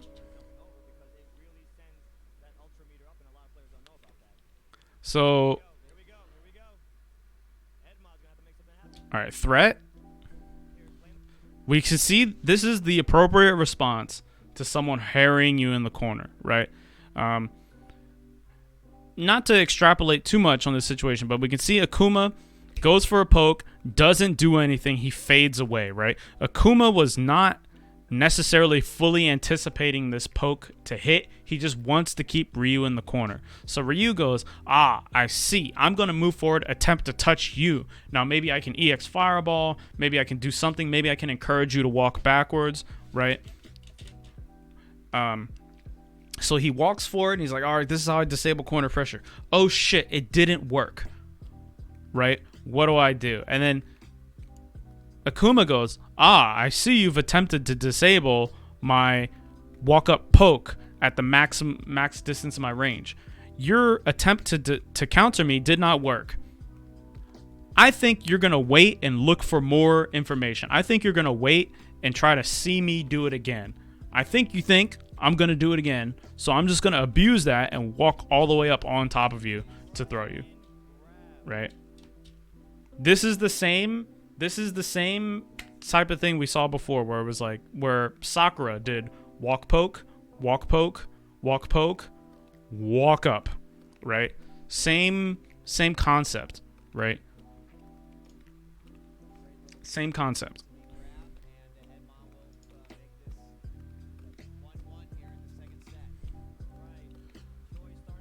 Now, basically, any kind of footsies action you can take is turned up to 11 in the corner because the opponent can't move, right? A big part of this that's not necessarily getting pointed out is that the opponent is also trying to do the same shit, right? So not only do you have to try to do this, you have to try to counter what they're doing at the same time. It's not always that you're in the driver's seat of the situation, right? And the opponent is going to be moving in ways that you necessarily can't predict, so it's going to mess up your spacing and mess up your timing of how long you want to move forward for, how long you want to move back for, your positioning, right? When you want to press your button, because the opponent is also going to be doing other stuff. So it's not as intense as it seems in the middle of the screen, but when you're in the corner and they can't do anything about it, now it's turned up to 11. Now it's more like the theoretical stuff we're talking about, right? So, shortly after succeeding with a typical tick throw setup, repeat a similar sequence except step backwards instead of executing a throw. If you catch your opponent's tech attempt whiffing, respond with a damaging combo. The corner severely limits your opponent's options for escaping throws, thereby forcing them to take greater risks. They're certainly not going to walk out of your throw range because they're in the corner, so they have to do something proactive to avoid dying to simple throw loops. Having nowhere to go also makes them an easy combo target if they get baited. This is 2009. In 2009, right, they're talking about shimmies. This is a fundamental interaction between not having the ability to adjust your spacing and being forced to poke or counter poke, right? Your ability to whiff punish goes away in the corner because the opponent cannot whiff a move. If you're in the corner, the opponent has control over where their moves go. The only way they could whiff a move is just by making a mistake, right? So the throw here functions as a poke or a counter poke, right? They have to proactively stop you. They have to go first, or they have to go at the same time.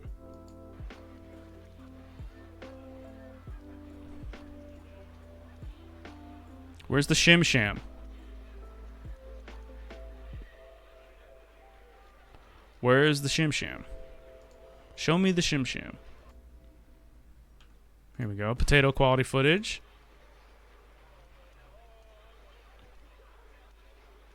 Okay, toss. Was that it? Did he try to tech right there? He did. Did he? I think he did. So this low short is like a tick throw setup. So he does low short. He goes fake tick throw. DP. He DPs him for attempting to tick throw. Attempting to throw tech. That's crazy.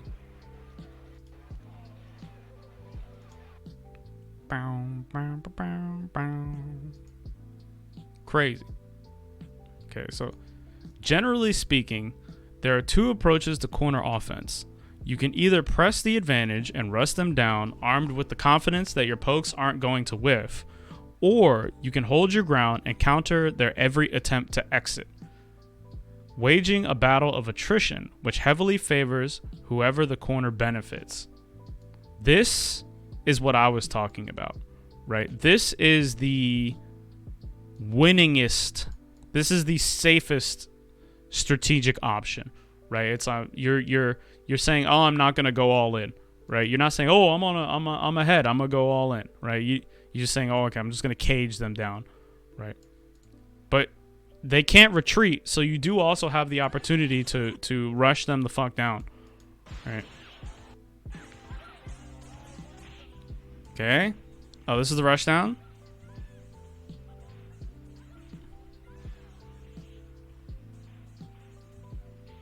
Yes, potato quality footage. Let's go.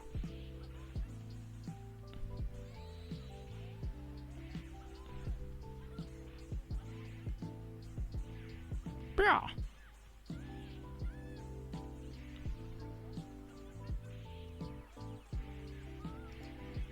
Okay. And then here we're going to see caging them, right? We're going to see caging them down. Need to pause this shit.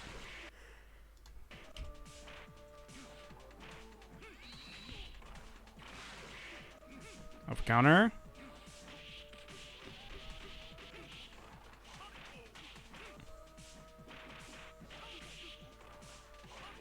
Hunnick.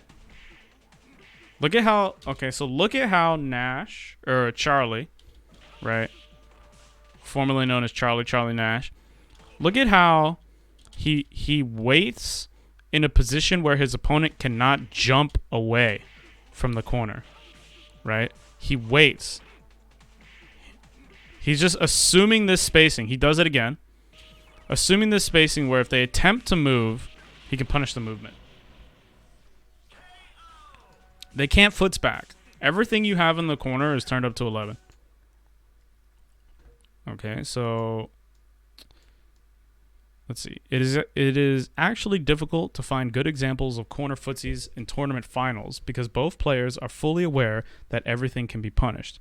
Therefore, the corner player becomes extremely defensive while waiting for a way out.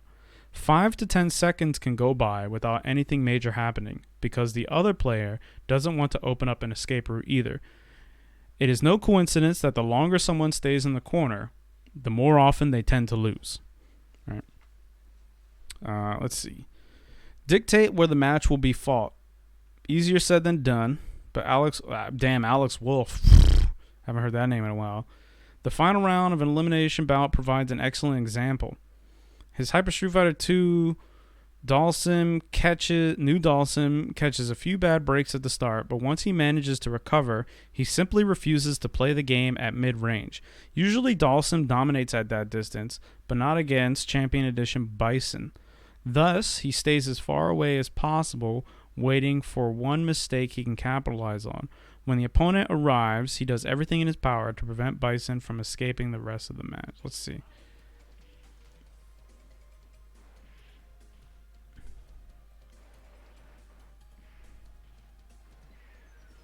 Okay. Ooey.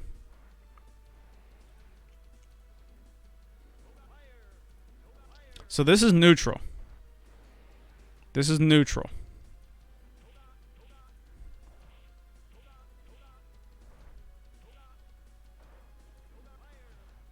This is more about decision making than it is necessarily about the specific act of footsies. Okay. Neat. Alright, chapter 4. Chapter 4. Let me turn this back on. Picture this. You've been dominating the match. You've got a sizable life bar lead. You're nowhere near the corner, and momentum is on your side. All you have to do for a guaranteed win is stay in control for another 15 seconds. The only obstacle in your path is your opponent's fully charged meter. What do you do? Whatever game you happen to play, every single significant character matchup, you need 8 to 10 viable answers. What? Excuse me? Whatever game you happen to play, for every single significant character matchup, you need 8 to 10 viable answers to that question ready to go at a moment's notice. Otherwise, you'll find some serious nightmare comebacks waiting for you. There's simply no denying the decisive impact of super moves in modern fighting games. If you don't know how to bait your opponent into wasting meter, you might as well subtract the entire thing from your life bar and try to win with whatever you've got left. So this again is talking about the significance of resources in decision making, right? Whatever resource you have changes what your most enticing option is. This is beginning to stray away from the act of footsies, but more so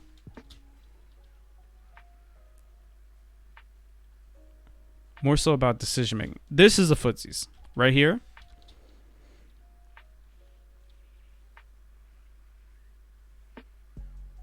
Geef is poking the opponent in an attempt to stop him from advancing. He counterpokes him. That's a footsies. Damn. Level 3 A Geef does like 90% damage with fucking SPD. That's crazy.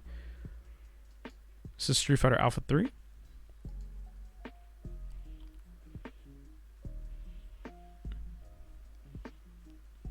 So we see Geef has full super meter.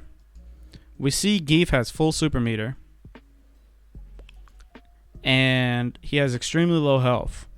What's Geef's winningest strategy, right? Probably to land his super. So we're probably not going to be looking to whiff punish Geef, right? We're probably not going to be looking to do anything but counter poke or poke him out.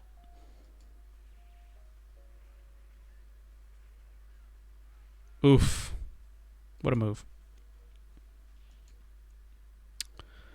If your opponent has full meter and you can tell they're eagerly fishing to land it, Stay away for a while, then walk into their crouch medium kick range and immediately block low. It is a relatively safe gamble, and if they take the bait, you can punish them, or at the very least, you'll have neutralized the threat of their super meter. If you're really advanced, you can take the hit with an airborne hop, then pass right through the super. Seriously though, it's usually better to keep it simple. If your mind games become too advanced for your opponent, your elaborate bait will fly right over their head, and you'll land on a dumb level 3 super. Oh man.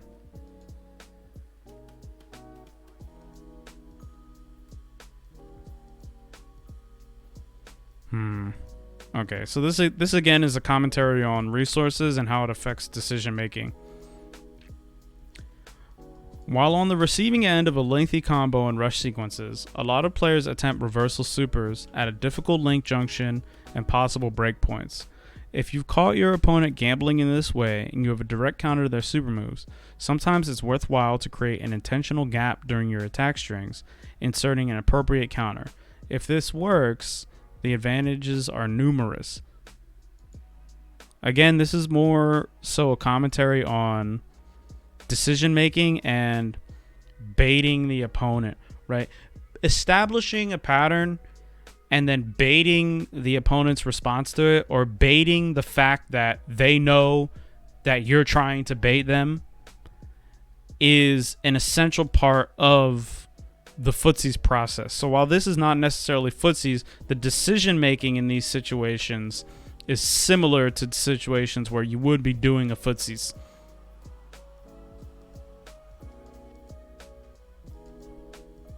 Okay. When an aggressive opponent willingly resets the match by pushing you away, don't spring for the first opportunity to make a major move. It could be a trap. Test the waters by whiffing a single low jab, counterbait, or simply block patiently to see what your opponent has in mind. As luck would have it, both methods were demonstrated in under 10 seconds at EVO 2005. Okay. These examples barely scratch the surface of the countless meter bait setups utilized in tournament play. They vary based on character matchups, accounting for properties and objectives of rival supers. Pick up as many as you can from various sources on such forums such as forums, match videos, clever opponents, blah blah blah blah. Memorize the dependable ones until you have enough variety in your arsenal to overcome predictability.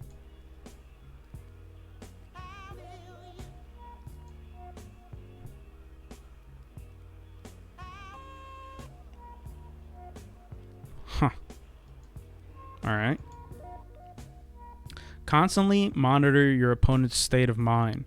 Certain aspects of Footsies take advantage of an opponent's hesitation, while others rely on misdirecting aggression. Thus, expecting passiveness from someone who has grown impatient can lead to disaster. As you practice against different players, try to detect which psychological stimuli nudge them in one direction or the other. For example, a flashing guard bar tends to make people jumpy with reversals and trigger happy with supers. Conversely, having no meter against someone with full meter urges people to play overly safe. Throwing a lot of fireballs lures some people into complacency while agitating others. Learn as many of these habits as possible and factor them into your decisions when choosing from your arsenal of tricks. Okay, so this whole chapter was basically a commentary on decision making as it involves resources, right?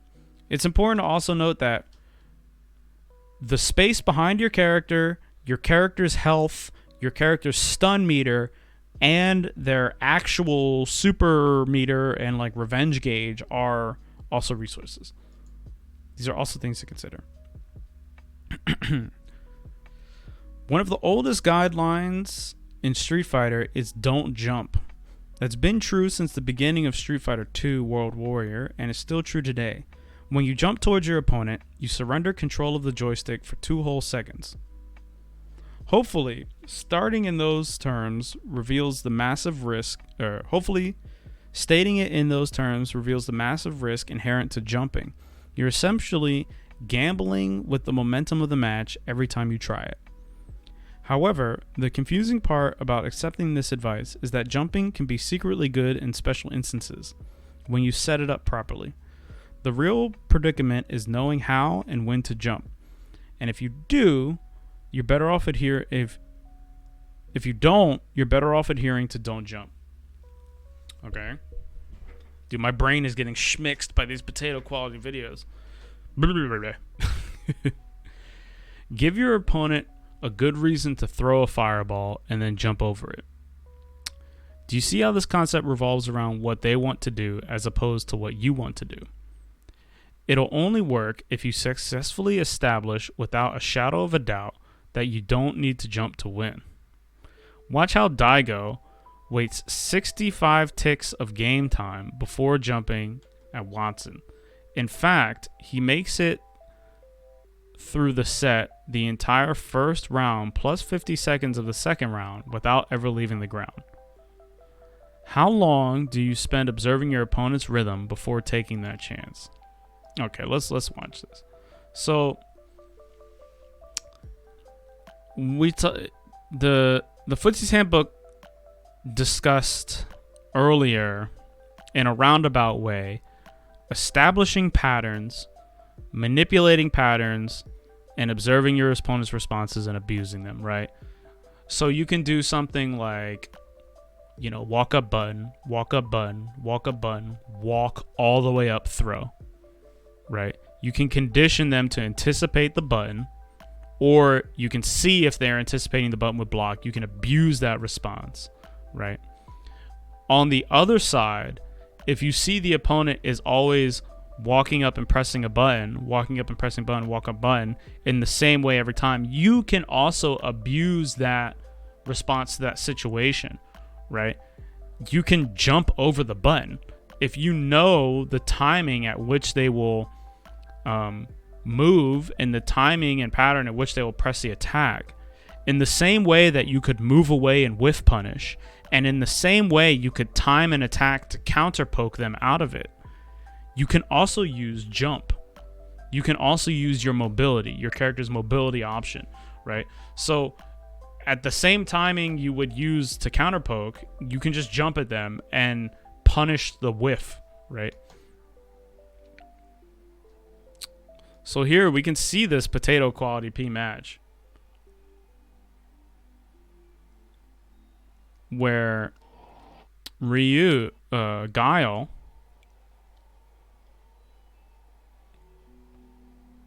and Ryu are fighting on the ground. And now there's a number of other things going on, but they're observing when the opponent would like to do an attack, right? When the opponent would like to do an attack with great recovery, like a fireball or forward fierce from Guile or, something like that. They're looking for what they can do against that and hedging their bets, right? So maybe their game plan doesn't involve jumping over a normal, but when the opportunity presents itself, right, it's definitely something that you can do.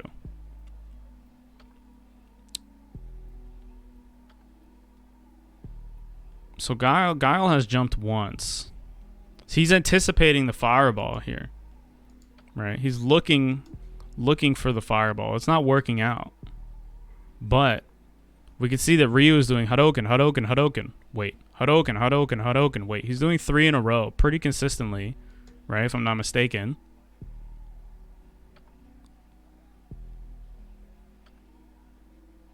Fireball, fireball, fireball. Wait. Fireball, fireball, fireball. Wait. So he tries moving. First, he tries moving at the end of the pattern. Right?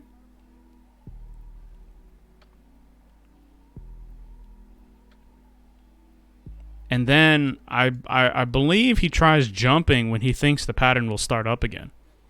Right? The duration of the wait between Hadouken, Hadouken, Hadouken is what Guile is trying to abuse here. Right? Guile could also do walk up. He could also walk up and push himself out of the corner if possible. Or he could go for a poke, right?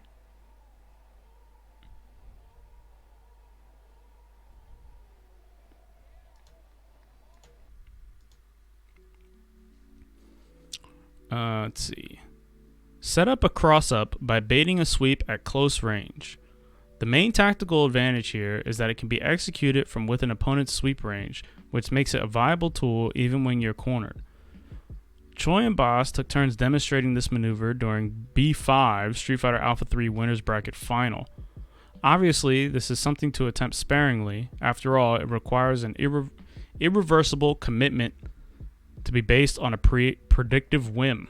Baiting a sweep isn't exactly easy, so save it until after you've figured out your opponent's sweeping habits. Now, the specific move here doesn't necessarily matter as much as the opportunity for you to punish the recovery of it with a jump, right? Here,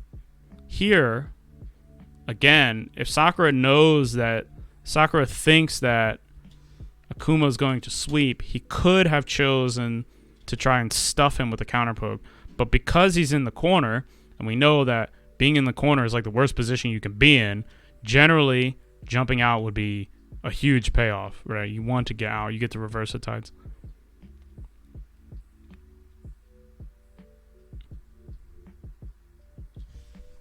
You can jump over any normal, basically. Any normal with enough recovery, you can jump over in the same way that you would counter poke something, right? The same kind of process, the same logical process you go through. Analyze your jump attack ranges and leverage them to construct a mix-up. For instance, Zangief's jump hard punch has excellent reach. If you jump at someone from maximum jump hard punch distance, you can cause their uppercut to whiff by not pressing anything. However, I wouldn't recommend trying to play air to ground footsies too often, not even using a character equipped with dive kicks and air fireballs. I can't read. My brain. Can't play a brain. Whoever's on the ground always has better options, but if you're up against characters who force you to jump, such as Sagat and Charlie, then you may as well create some sort of measure of unpredictability for your opponent.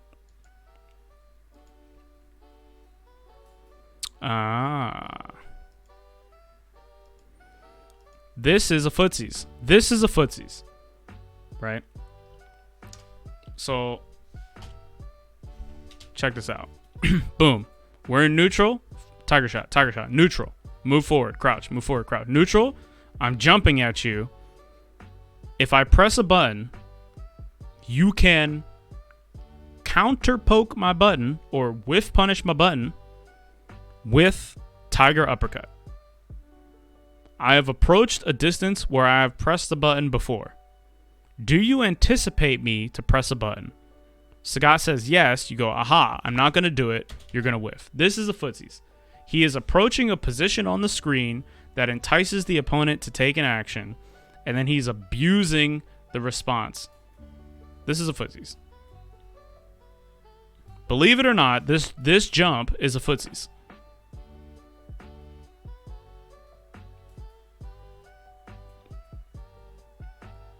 Remember, footsies is the act of positioning your character to set up for an attack in the neutral game, right? You're setting up for a specific type of attack. You're setting up for a whiff punish, a poke, or a counter poke.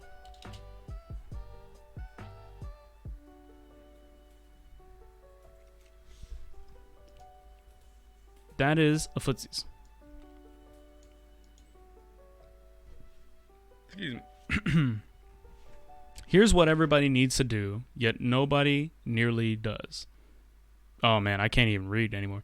Before you jump, ask yourself what you intend to land on. If your answer is, I don't know, I'm just trying to land a combo, then you're jumping into an uppercut. Only jump if you know what your opponent is going to do, and if jumping is the best counter to their action. This could be also said for walking backwards. This also could be said for walking backwards.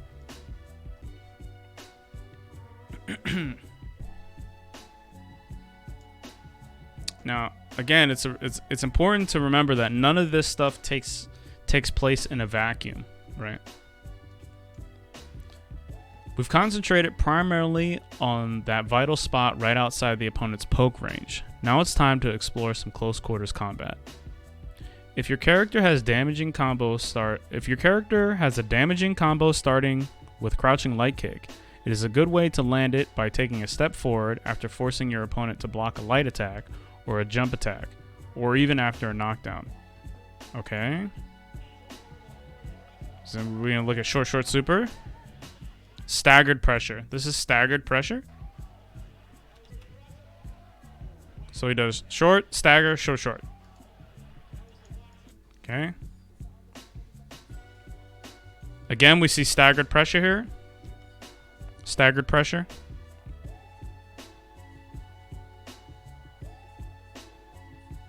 Jump, walk, short. Staggered pressure. AKA manual frame trap. AKA frame trap with movement in it. AKA what happens when you poke. This is a poke. Staggered pressure is poke, walk, poke. Poke, walk, poke. Right? Or poke, walk, poke. Right? That's staggered pressure. We see staggered pressure. Even though you're directly in front of the other guy's face, that's still a Footsies-esque action. Okay? This makes a lot of players twitch because it looks like you're going for a throw. Right? This is highlighting the relationship between staggered pressure, tick throw, and throw baits as an offensive sequence, right? That's a very, very fundamental offensive strategy to games that have a throw and throw teching, right?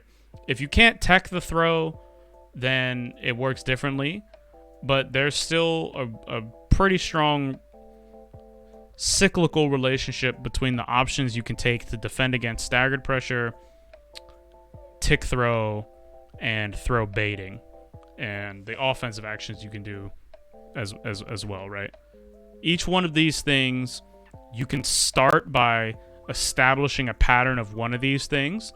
So you can start by establishing a pattern of tick throws, or you can start by establishing a pattern of staggered pressure, or you can start by establishing a pattern of throw baits, and then you can use your opponent's response to do the two other things, right? So if you see someone is like teching throws, you can frame trap them with staggered pressure, or you can bait their throw off, right? Or if you see someone is trying to interrupt staggered pressure, right? You can bait throw, or you can counter them, right? Excuse me. Let's see. Closing the gap carries additional advantage of enabling you to maintain offensive pressure with longer attack strings. The exact duration of your walk depends on your opponent's habits. If they like mashing buttons during block stun, time your crouch light kick to stuff their jab startup. If they're extremely patient, then you need to taunt them by walking forward for quite a while. One of the dirtiest tricks I've ever seen was Daigo's ST Ryu knocking down Jason Cole's Dalsim, crossing him up with a block jump hard kick, and then walking backwards for half an eternity, before nailing him with a crouch medium kick fireball. It connected because Daigo timed the crouch medium kick to coincide with Dalsim's recovery from the jump hard kick block stun, so Cole got hit low as he stood up to counter throw. This is another way to punish defensive throw attempts, and it works in every game without a throw whiff animation. Of course, this is a variation on the element outlined above, but is slightly more versatile because some characters don't really have crouch like... Okay. Let's see this. So, ST is a game that... Super Turbo is a game that does not have a throw whiff animation. You just do a move. So this works like a whiff punish in the same way, right? For all intents and purposes, the throw whiff animation here is the move. Okay. Standard mix-up stuff.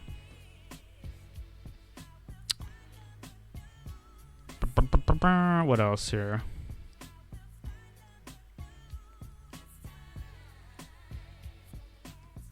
Uppercut that shit. Ume Shuryu? No, this is Psychic DP. Okay.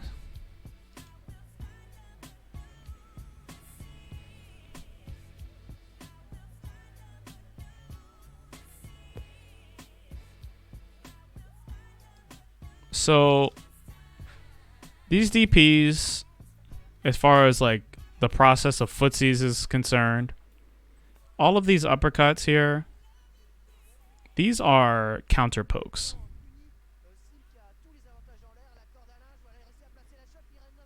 Man, this potato quality footage. Street Fighter used to be a grip. These are counter pokes.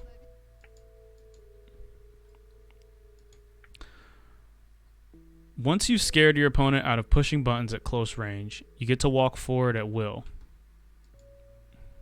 Alright, okay, so the threat of a frame trap enables you to walk. Walk enables you to threaten throw. Throw enables you to threaten frame trap.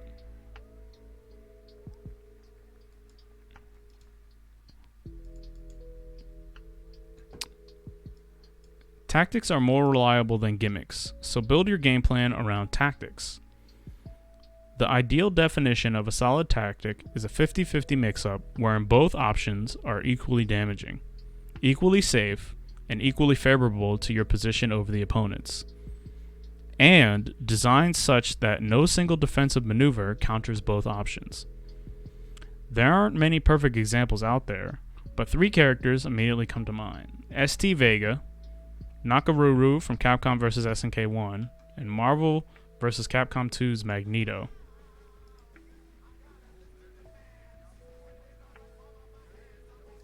Okay.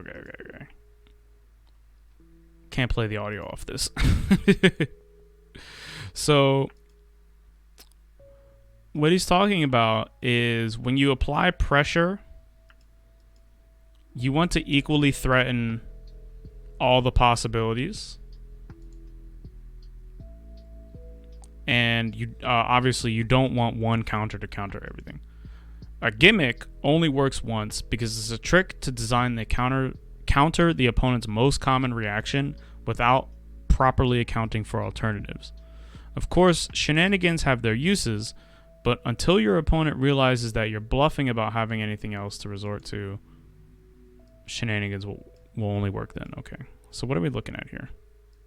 Shenanigans. Oh, I see. Some gimmicks.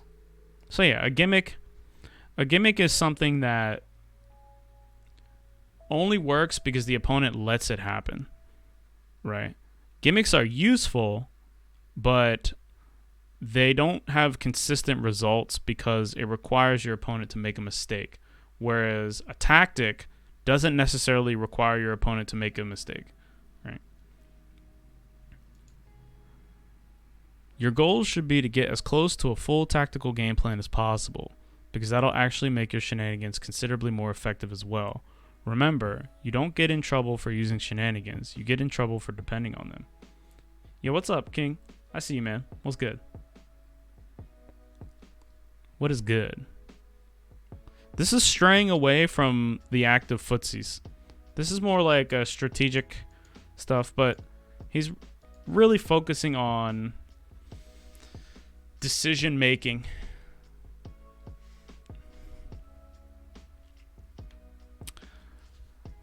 Alright, let's see. Assorted tricks of the trade that may help you refine your game further. When combined with basic tools outlined in previous chapters, your character will become even more elusive at mid-range. Whiff a crouching light attack as a bait, cancel its recovery into an evasive standing light attack. For most characters, the preferred ploy would be chaining crouch light kick into stand light punch, because the crouch light kick's outstretched vulnerable area will be replaced by having a relatively safe stand light punch hitbox. Any low poke meant to punish the low short will pass harmlessly under the standing jab. This is like game and context specific. Let's see. Leverage the threat of an effective poke to secure an extra step forward. Then use it to set up a throw. Okay, this is stagger pressure 101. Look at it. Here we can see, this is a Footsies. We can see Ryu enters a space that threatens crouch medium kick, right? He says, I'm going to enter a space where I can crouch medium kick you and you can crouch medium kick me. What is your response to me entering this position? I see you are waiting. I'm going to walk up further, right? I'm going to walk up further. Do you crouch medium kick? No. Okay, I see that you are waiting. I'm going to take the advantage and take a long walk forward, right? This is the same thing that we talked about like an hour ago where Sakura was doing stand roundhouse, walk throw. This is the same, but it uses the threat of the positioning, right? So it's the same tactic, but this works because Ken and Ryu are both respecting the crouch medium kick. You can see him walk up. He walks up baits, and then he walks even further. You can see him take this step. You can see him take a really close step into range. And when it doesn't come, he decides to just go all in and walk all the way forward. See how he gets closer? The third time he approaches, he gets closer. Same deal. This is a Footsies. Ken does it too. This is an excellent way to get out of the corner.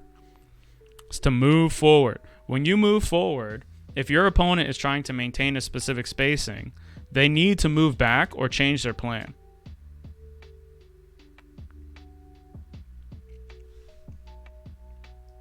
That's a Footsies.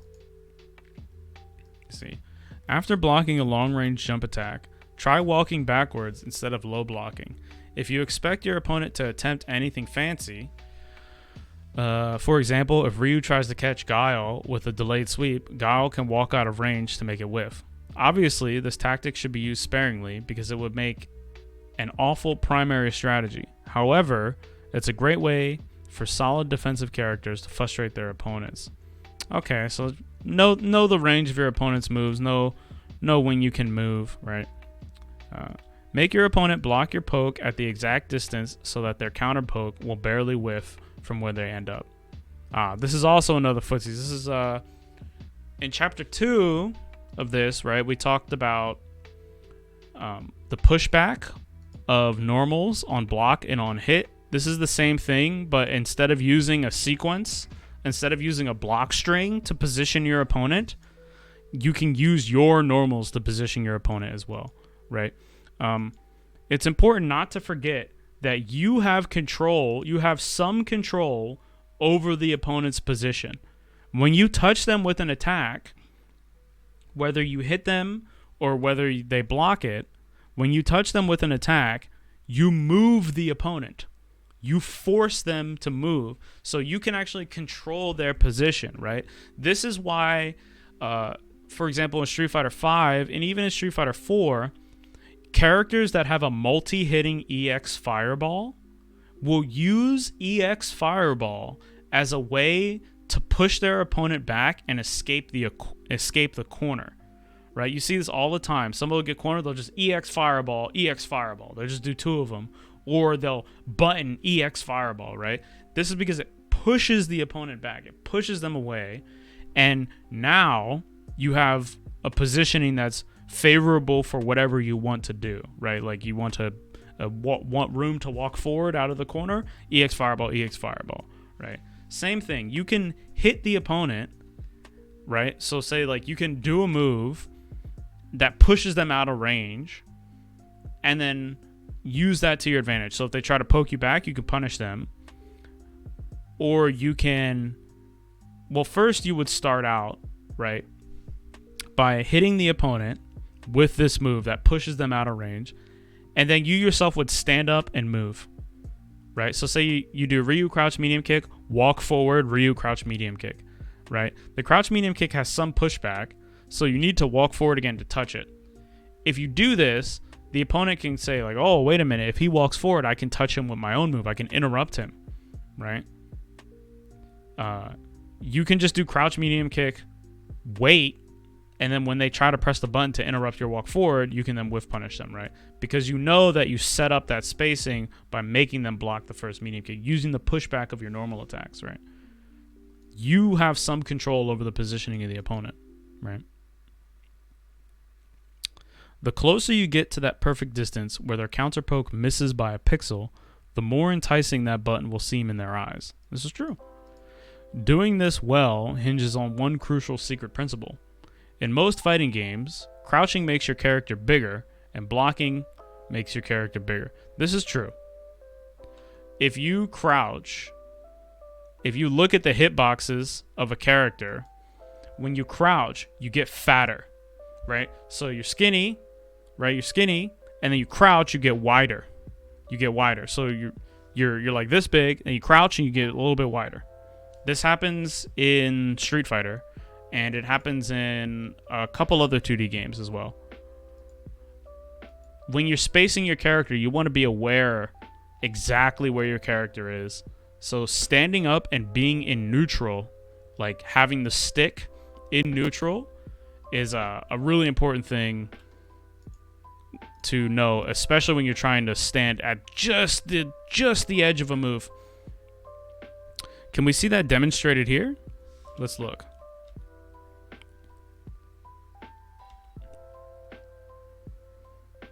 Let's look.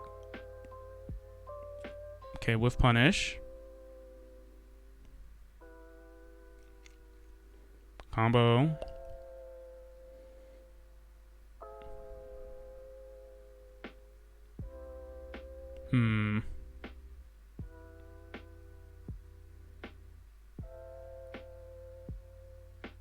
We don't exactly see a great demonstration of it, but the principle is true.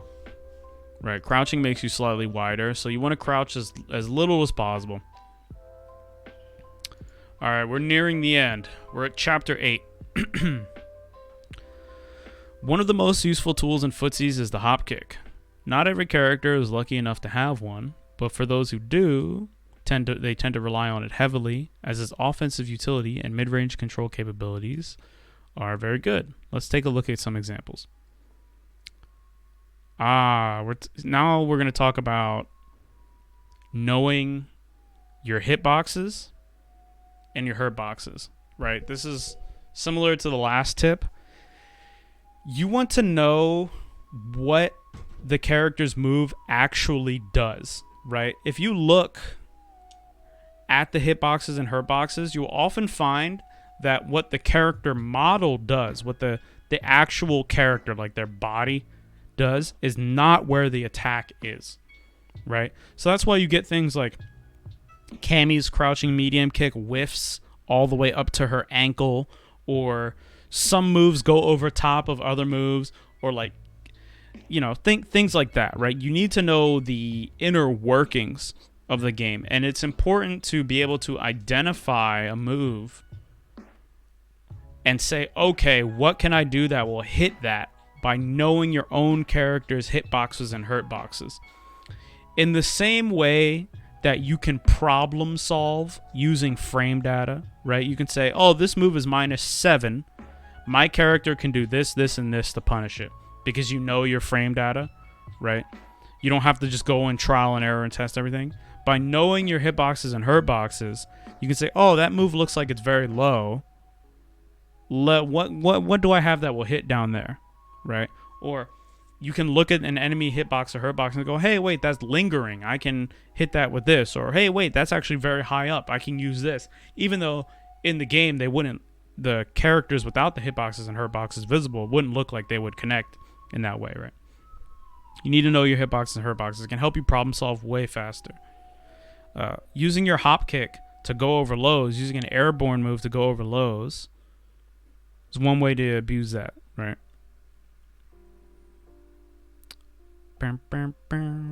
Let's see. Hop kicks are a good offensive foundation because they automatically avoid low attacks. They're too quick to counter on reaction, and they travel forward, so it's difficult to make them whiff. They accomplish several goals even when blocked. You establish momentum, you build meter, and you drain your opponent's guard bar. You back them into the corner and or push your way out of the corner. Let's see. So this is using multiple properties of a move. This is basically just using a good move to do multiple things, right? This is a little game dependent, character dependent. But it's important to think about your moves in this way, right?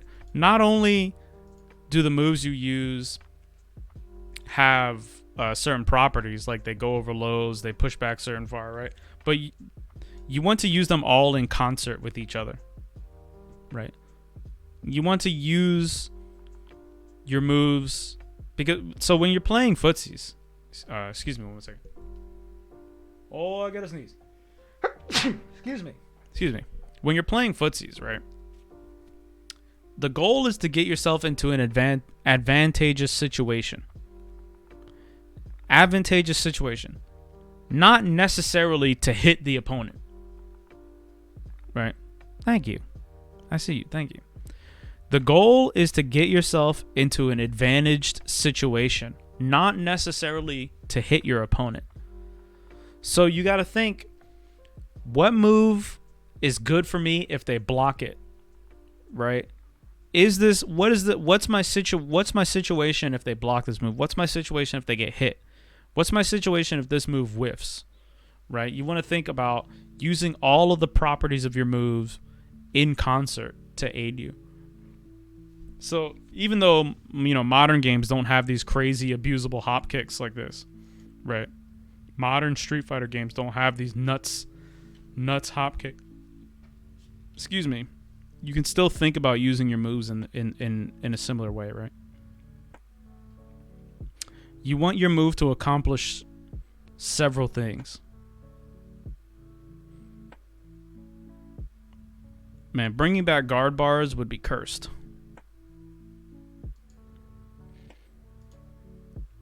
All right, what else we got? Up close, hop kicks. This is all about hop kicks.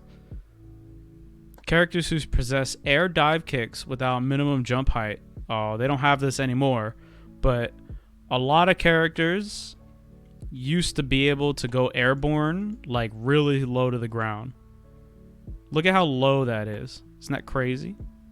You could use this effectively like a normal attack because it's so low. It's a normal attack that would avoid air moves. I mean, a normal attack that would go over lows and like the properties of dive kick, you'd be super duper plus. Check this out. This is crazy low.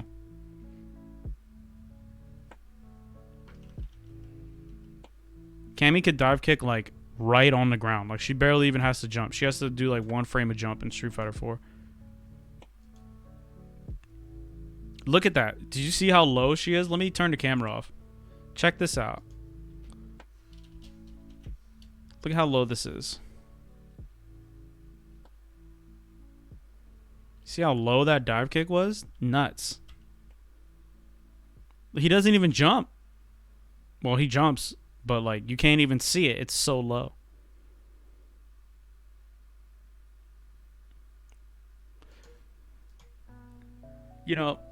Reading through the Footsies Handbook again, I thought there was more in here about footsies. But this is a lot more about decision making.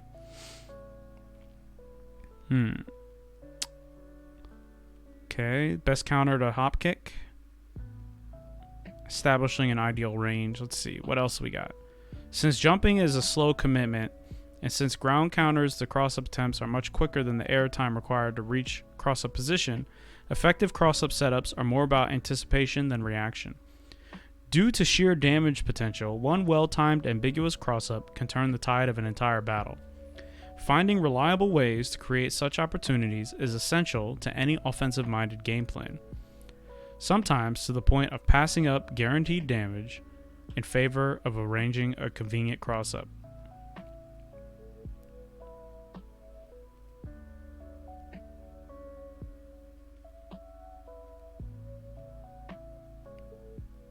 So he's pushing himself back, spacing himself for an air approach. using his normals to push himself, using his normals to position himself, spacing himself for an air approach that's ambiguous. Okay, this is offensive tactics. Eliminate the opponent's capacity to anti-air by knocking them down first.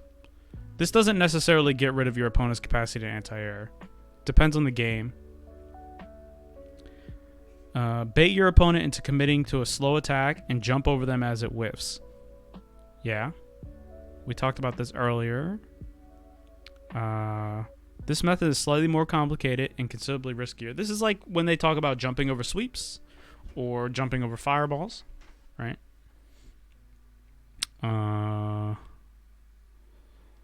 Let's see. Do something chaotic.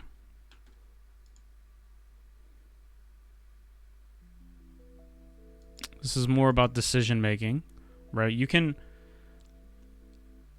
do so many things, right? When they say do something, when he says do something chaotic, you can exploit a vulnerability by essentially overwhelming the opponent.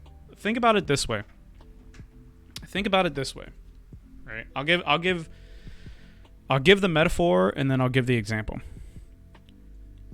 Do you remember when you were in grade school and they would give you a maths question, like an algebra question or even like an arithmetic question, just, you know, anything.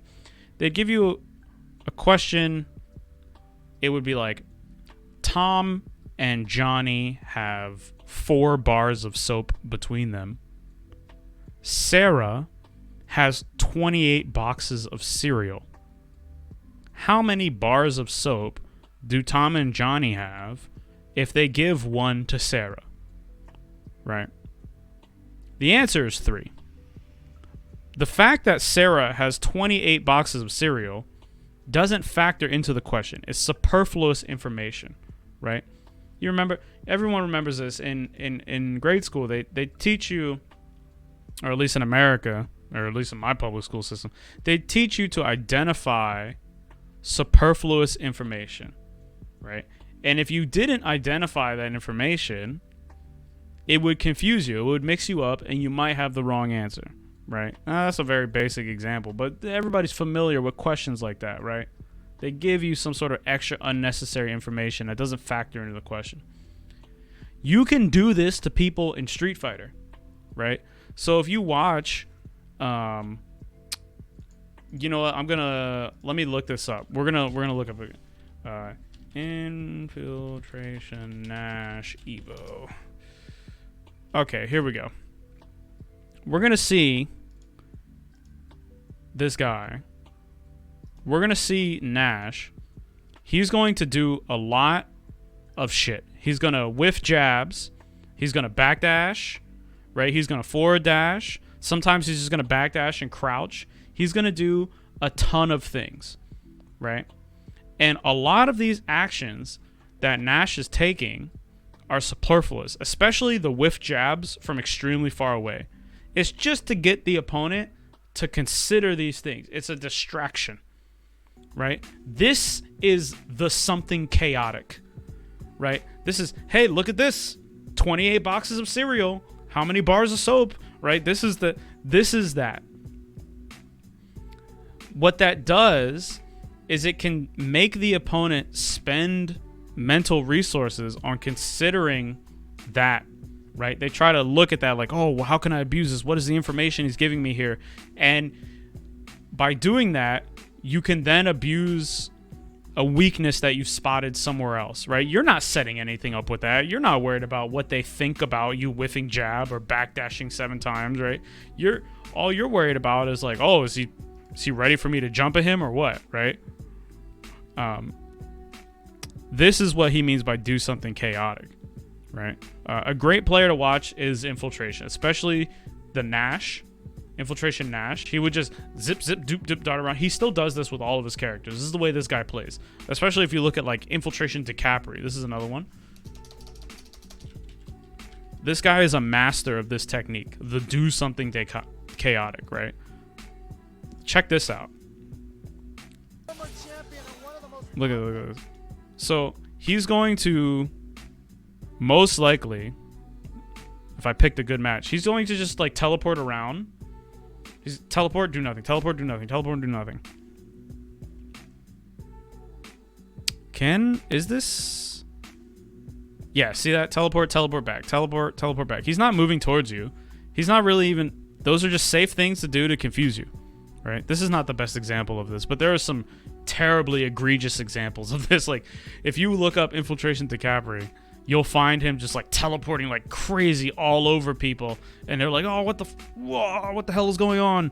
Right?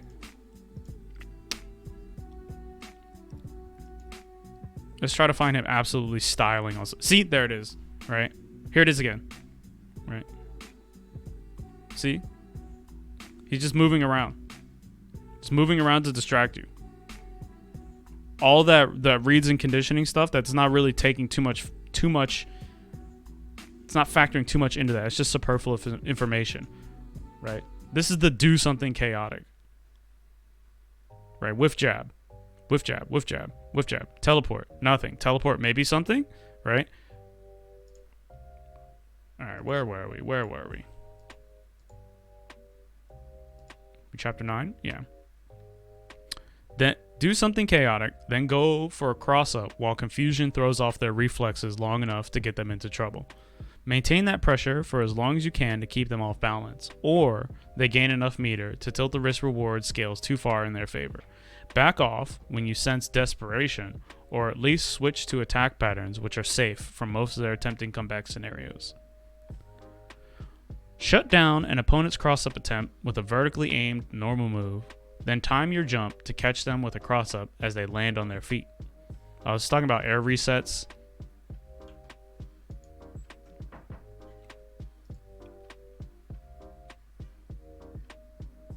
Okay. Aha, look at that air reset.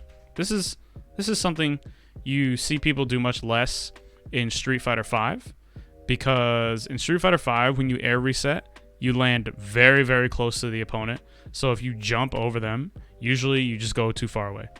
But in Street Fighter 4, where you bounce pretty far away from the opponent on air reset, you can do something like this. Okay, these are more offensive tactics. Not necessarily exactly the Footsies. Chapter 10. It takes more than a technically sound game plan to stay ahead on the field and win consistently. No matter how dominant or reliable your tactics may be, they can still be neutralized by an opponent who sees them coming. Therefore, the last missing piece of the strategic puzzle is misdirection, or as some players call it, randomness. This is basically the do something chaotic, right?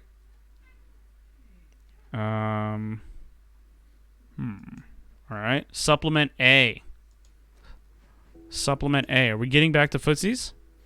Well, mid-range projectiles are absolutely a major facet of Footsies.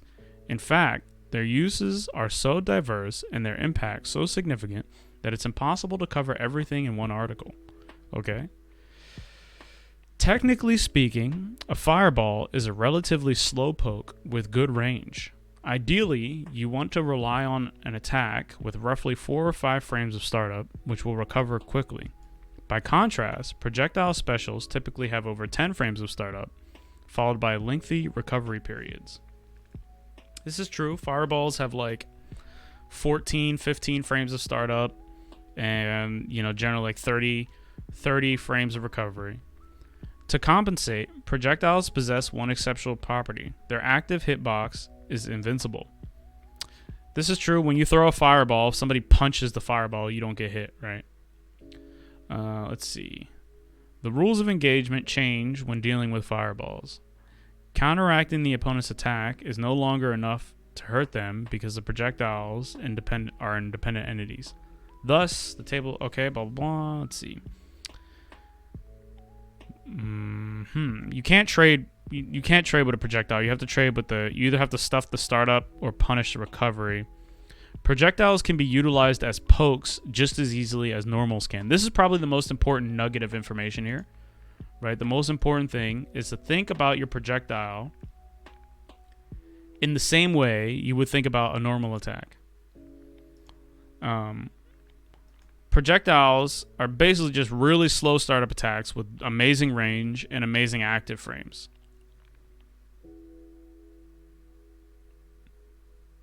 So we can see some mid-range projectile usage here. If you only throw your fireball from full screen, you're basically playing the game and denying one of your character's moves, right?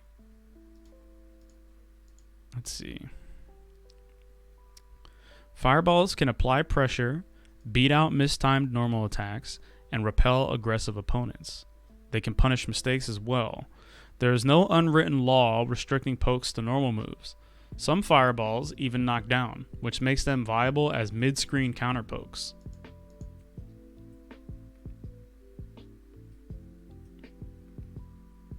Damn, Shakonets.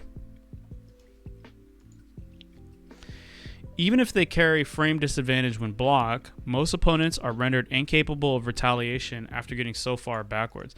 This is also important to consider. Projectiles usually have really good pushback. Remember how we talked earlier about people using EX in the corner to push them away? You can think the same thing with, depending on the game. In Street Fighter V, the most modern iteration of Street Fighter, fireballs don't really have that much pushback. But in the older games, fireballs would slide you hella far away. Street Fighter V really de-emphasizes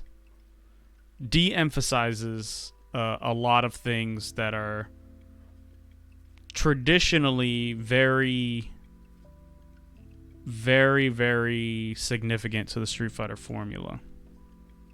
Not to say that it is not Street Fighter, because it most certainly is, but it has an emphasis on different parts.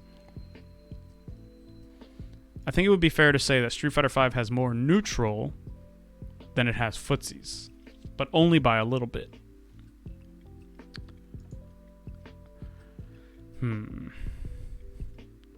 Two direct universal methods of dealing with projectiles are jumping over them and stuffing them on startup.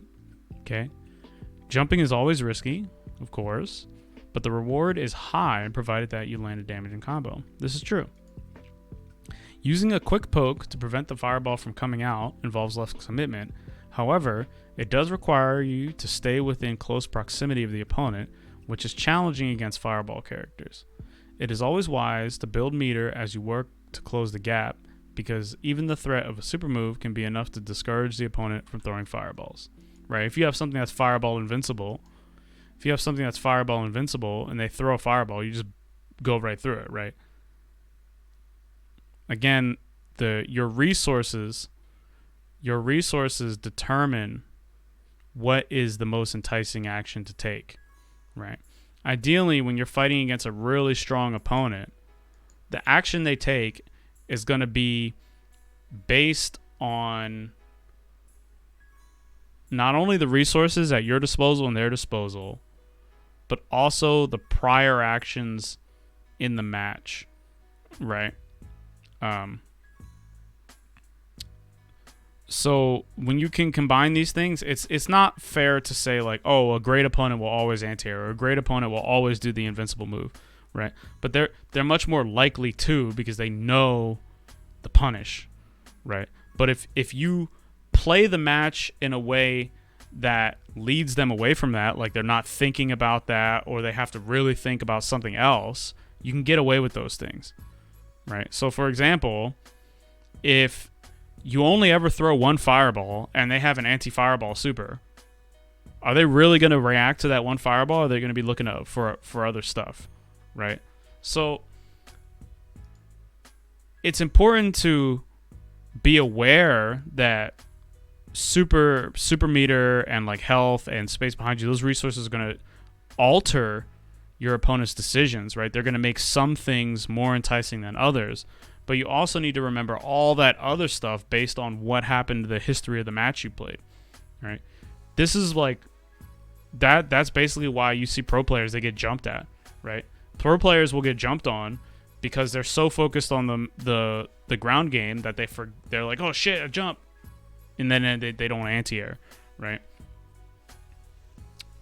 So, yeah, this is hella important, but it's also, you got to take it with a grain of salt, right? Not in a vacuum. The entire strategic landscape of Street Fighter changes dramatically once you begin thinking of projectiles as components of footsies. Fireballs are what transform Shotos from mediocre poking characters into mid-range powerhouses. The difference between a beginner and an expert player is immediately apparent in how well they apply fireballs in Footsies. Let's see. After reading 10 chapters on Footsies, by now you should have a fairly good idea of what the playing field looks like. I don't know if it's 10 chapters on Footsies. It's more like 4 chapters on Footsies and then 6 chapters on decision making. Right. Presented as a collection of scenarios, really. It's presented as a collection of scenarios. It's good. What if you realize you suck at Footsies? Worse yet, what if none of this seems to be appealing to you? Your advice is that you should keep at it. Okay, developing solid fundamentals requires practice and effort and time. Don't bother chasing after shortcuts. You'll only end up with more holes. That said, you don't necessarily have to play Footsies if you don't want to. There are other valid approaches to fighting game success. Of course, it's not as simple as ignoring the matter, because if your opponent knows how to play Footsies properly, they'll draw you into it whether you realize it or not. You're bound to get demolished whenever you let that happen. Okay. Yeah. So Footsies is a subset of neutral, right? You can play the game and ignore Footsies, right? The game will have Footsies in it, but you can make situations where it's not really Footsies situations. Let's see.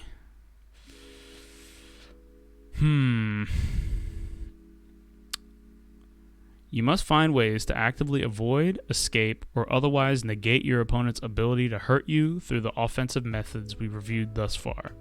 It is extremely difficult to manage against seasoned veterans, but then again, it's probably more sensible than trying to beat them at Footsies. Okay? So we're going to learn some ways to ignore Footsies. The universal solution can be split into 2 main categories: extreme defense and extreme offense. Both styles are geared towards staying out of mid-range, where skillful Footsies are the most effective. Additionally, there are countless matchup-specific means of bypassing Footsies for various periods to various degrees, but we're going to narrow the scope to discuss it here. Extreme defense involves a lot of blocking, walking backwards, and outright running away from the first sign of trouble at every safe opportunity. The goal is to take someone out of their game plan through sheer frustration. This stratagem dumbs down the game enough to level the playing field, thereby reducing the overall effectiveness of grounded fundamentals. Simply put, you're trying to avoid Footsies by operating well outside the hazardous mid-range zone. Okay, so yeah, right? Like, if you're full screen and you're both throwing fireballs at each other, that's not necessarily Footsies. That's neutral, but not Footsies, right? Extreme offense entails constant reckless attacking, dashing in, crossing up, and maintaining overall constant pressure. As above, it's to rattle someone enough to lure them into equal or greater recklessness, abandoning their game plan in the process. Obviously, this manner of all or nothing gambling is highly inconsistent, but on a good day, it can lead to lucky wins against even the best players. You're trying to negate Footsies by crossing over the mid-range boundary and relentlessly staying close to the opponent. This reminds me of a game I play. This reminds me of a game I've played once. It's called Street Fighter 5. Stage position is important as well. It is critical to keep out of the corners at all times. When fighting corner man, my brain. When fighting corner pressure specialists like Guile and Sentinel against some characters such as Urien and Goken, it is better to stay mid-screen in general. I would say it is always bad to be in the corner. Every single character is empowered by the corner. Let's see. As you can see, there's quite a few situations where it's easier to avoid playing Footsies. Never underestimate the power of blocking, because it's much safer than trying to be a hero all the time. Calmly do whatever it takes to win tournaments. However, in training, I wouldn't pass up the opportunity to practice Footsies against better players, because you'll probably learn more from an intense loss than a mindless win. Okay, it's fair. It's fair advice. The epilogue. Whoa. Epilogue. We almost did it. What should you do when a veteran player is outguessing you at every turn? It happens to everyone, where every last thing you do gets hit, every medium range poke gets swept, and every long range move gets stuffed. And doing nothing opens you up to pressure. The answer is obvious. Block. Block. Sometimes they've got your number. Just block. They're totally playing you by your rhythm, so don't take any moves until they don't know how to read you anymore. When you block, you don't do it out of fear. Do it to wait them out. Do it to take away their momentum. Do it to figure out their methods, and do it to plan your next move. The key here is that there are only two ways to beat someone who's good at footsies. Outthink them and do everything they're doing except better, or work out some alternative strategies to avoid that dangerous zone entirely. Okay.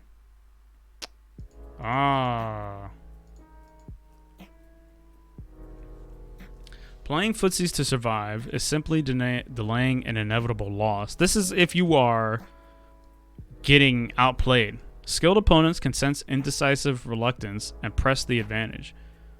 Okay. Give 100% effort to footsies or don't play footsies at all. The easiest person to play footsies against is that intermediate player who hasn't quite given up on footsies but doesn't play footsies to win. This is true. He doesn't move around much. He doesn't keep track of long-term patterns, and he plays almost exclusively on a reactionary level. He's not trying to get you to do anything specific. He's simply reacting to where you're standing. He doesn't think his footsies are good enough to help him win whole matches. He's being lazy. Okay. Playing footsies with that casual mindset is the mental equivalent of being backed into a permanent corner.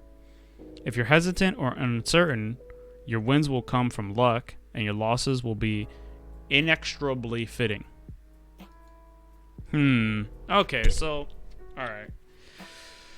I think what's important to glean here is that if you sit still in the middle of the screen, you can kind of corner yourself. You see this versus a lot of players where they just crouch down. Like you'll play neutral against them, and then you do like one or two footsies actions, and then they just sit there, right?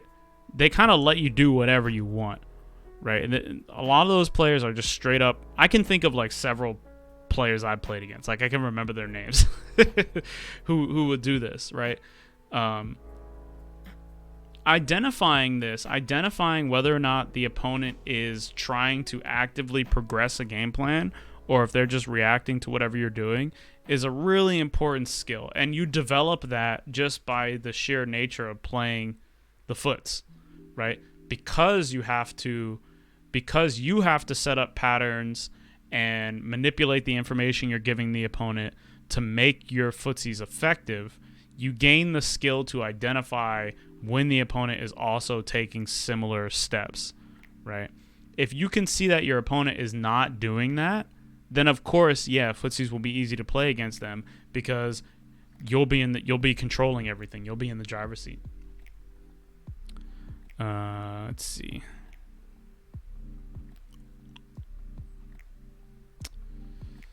Forget about winning or losing. This is just some basic advice. Forget about winning or losing. Go all out or don't even bother.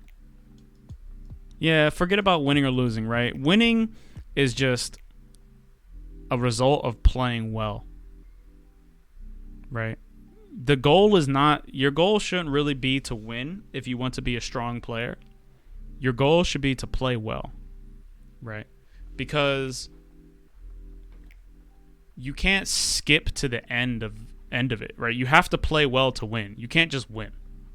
You know what I mean? And then, you know, focusing on playing well is also good for your sanity, because if you only focus on winning, you have like you're probably going to get really upset when you lose. But you can still play well and lose. So, you know, go all out or don't even bother. I mean, if you want to be hardcore, you got to commit, right? Wow, Footsies Handbook. That was crazy. I can't believe I sat here and I read the whole thing. I can't believe... See, so chapters 1, 2, 3, and 4 are about the act of footsies. The rest of this is really about like highlighting decision making and common scenarios that happen. 8 out of 10. 8 out of 10. 8 out of 10. Revealing fighting game text. Revealing text.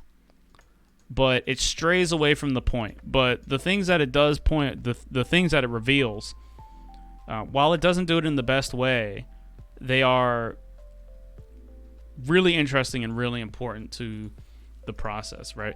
Somewhere in here, I think it's like chapter 5, it just goes off the deep end and starts talking about decision making and strategy, and not specifically the act of the foozies. This is the Footsies Handbook, SonicHurricane.com. I'm going to put the link in the chat. Worthwhile read. Worthwhile. Absolutely. Some of these things are dated, right? Because this is from 2009. So some of this stuff doesn't, like, some of the stuff only applies to, like, older games, right? Like, specifically, there's a section about, like, hop kicks and stuff. They don't make the games that way anymore. There's also another section about projectiles. Some of the facts about projectiles will apply to those older games, but not newer ones. Chapters 1 through 4, probably the most important. It's really cool to see the old potato quality VHS rips. I still can't believe I didn't have any idea what I was going to do today. I was just like, fuck it, we'll just read a Footsies Handbook. Eventually, I want to rewrite this. I'm not going to lie. I want to take this and, like, redo it. Make it better. Also, shout outs to our demonstration. Our demonstration Photoshop. Let's close this. Man, my brain is fried. Excuse me. After I got that phone call, I got Omega mixed. So, all right. So to recap, right?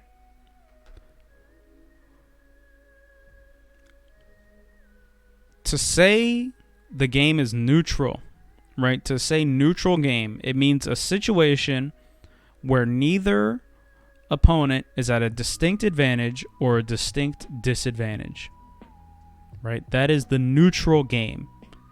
Your objective is to find an advantage, right? That's neutral game. So you can do things like throw projectiles, you can move, you can do your character's attacks, you can do all sorts of things, right? Footsies is a subset of actions within neutral game, right?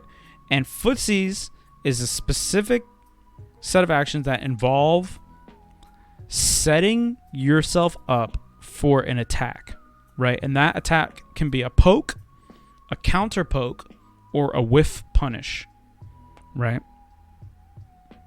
The poke is when you go first, right? You approach the opponent, or the opponent approaches you, right? You let them approach you, and you press your button first to touch them first, right? The counter poke is when you press your button at the same time or slightly before the opponent presses their button, with the objective of countering them, right? The objective of countering them, right? And the whiff punish is when you whiff punish. You let the opponent whiff a move and you punish it, right? And to set up these attacks, you manipulate your spacing on the screen, right? You move somewhere on the screen. You can move in the air, you can move on the ground, but it's all involving setting up pokes, counter pokes, and whiff punishes. That's footsies. right? It's a subset of actions you can take in neutral. Footsies are a really, really great way to establish the foundation of a strategy, right? Because it necessarily involves keeping yourself at a good position, right? You keep yourself at a good position for yourself. So if you say, oh, I want to do this footsies, I want to do this thing that is footsies, right? I want this situation. It can help you have a really solid game plan. However, you don't necessarily need to do footsies. Or, you know, they say the axiom is footsies ain't free. Footsies are not a necessitated. You don't need to play only footsies. Like, neutral is more than just footsies, right? So you can do things like just bypass all the distance with a sudden EX move, or stay incredibly far away from the opponent, or, you know, footsies ain't free. It's not always footsies. However, you're going to find yourself playing footsies at one point in time or another. So it's really important to know what to do. And a lot of the strategic processes you use when you try to set up pokes, counter pokes, and whiff punishes apply to the rest of the neutral game as well. And you know, I'm not going to repeat everything because we just finished reading the Footsies Handbook. But if you read the Footsies Handbook, it goes over situations. It highlights situations where there's either something that's strategically related to doing a Footsies action, or there's a Footsies action and it tells you what the strategy behind it is. Now, this is not exactly the most detailed text. It's not exactly the most specific text, but it is really cool. What else? I think that's it, really. I think that's the Footsies Handbook. Yeah, I would like to see this more focused. I'd like to see the chapters more focused on specific topics instead of being a little bit all over the place. And I would like to see the specific situations broken down in high detail. Because it's just kind of like, hey, look, this is the footsies. And it's like, oh, what exactly am I looking at? You know what I mean? Also, somewhere around chapter 5, it starts to stray away from footsies and talks more about general strategies, which is not bad. And all of the strategic stuff is taking place when you do a footsies action.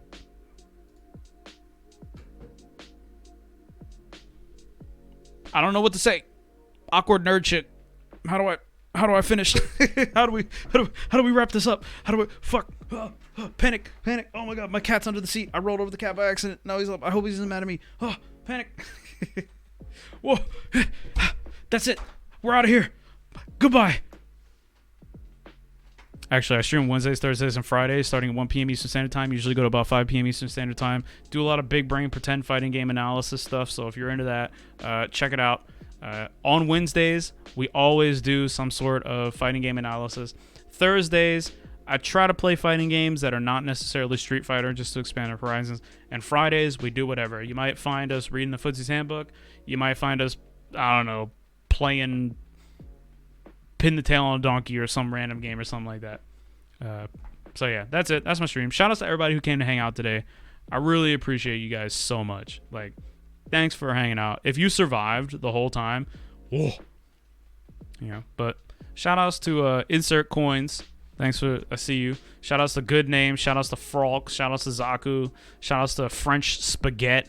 Shout outs to Miss Patricia. Shout outs to Rubes. Shout outs to King Way. I see you. Yeah, you guys are super cool. I really appreciate you guys for hanging out. Have a great Friday. Have the best possible Friday you could ever possibly have.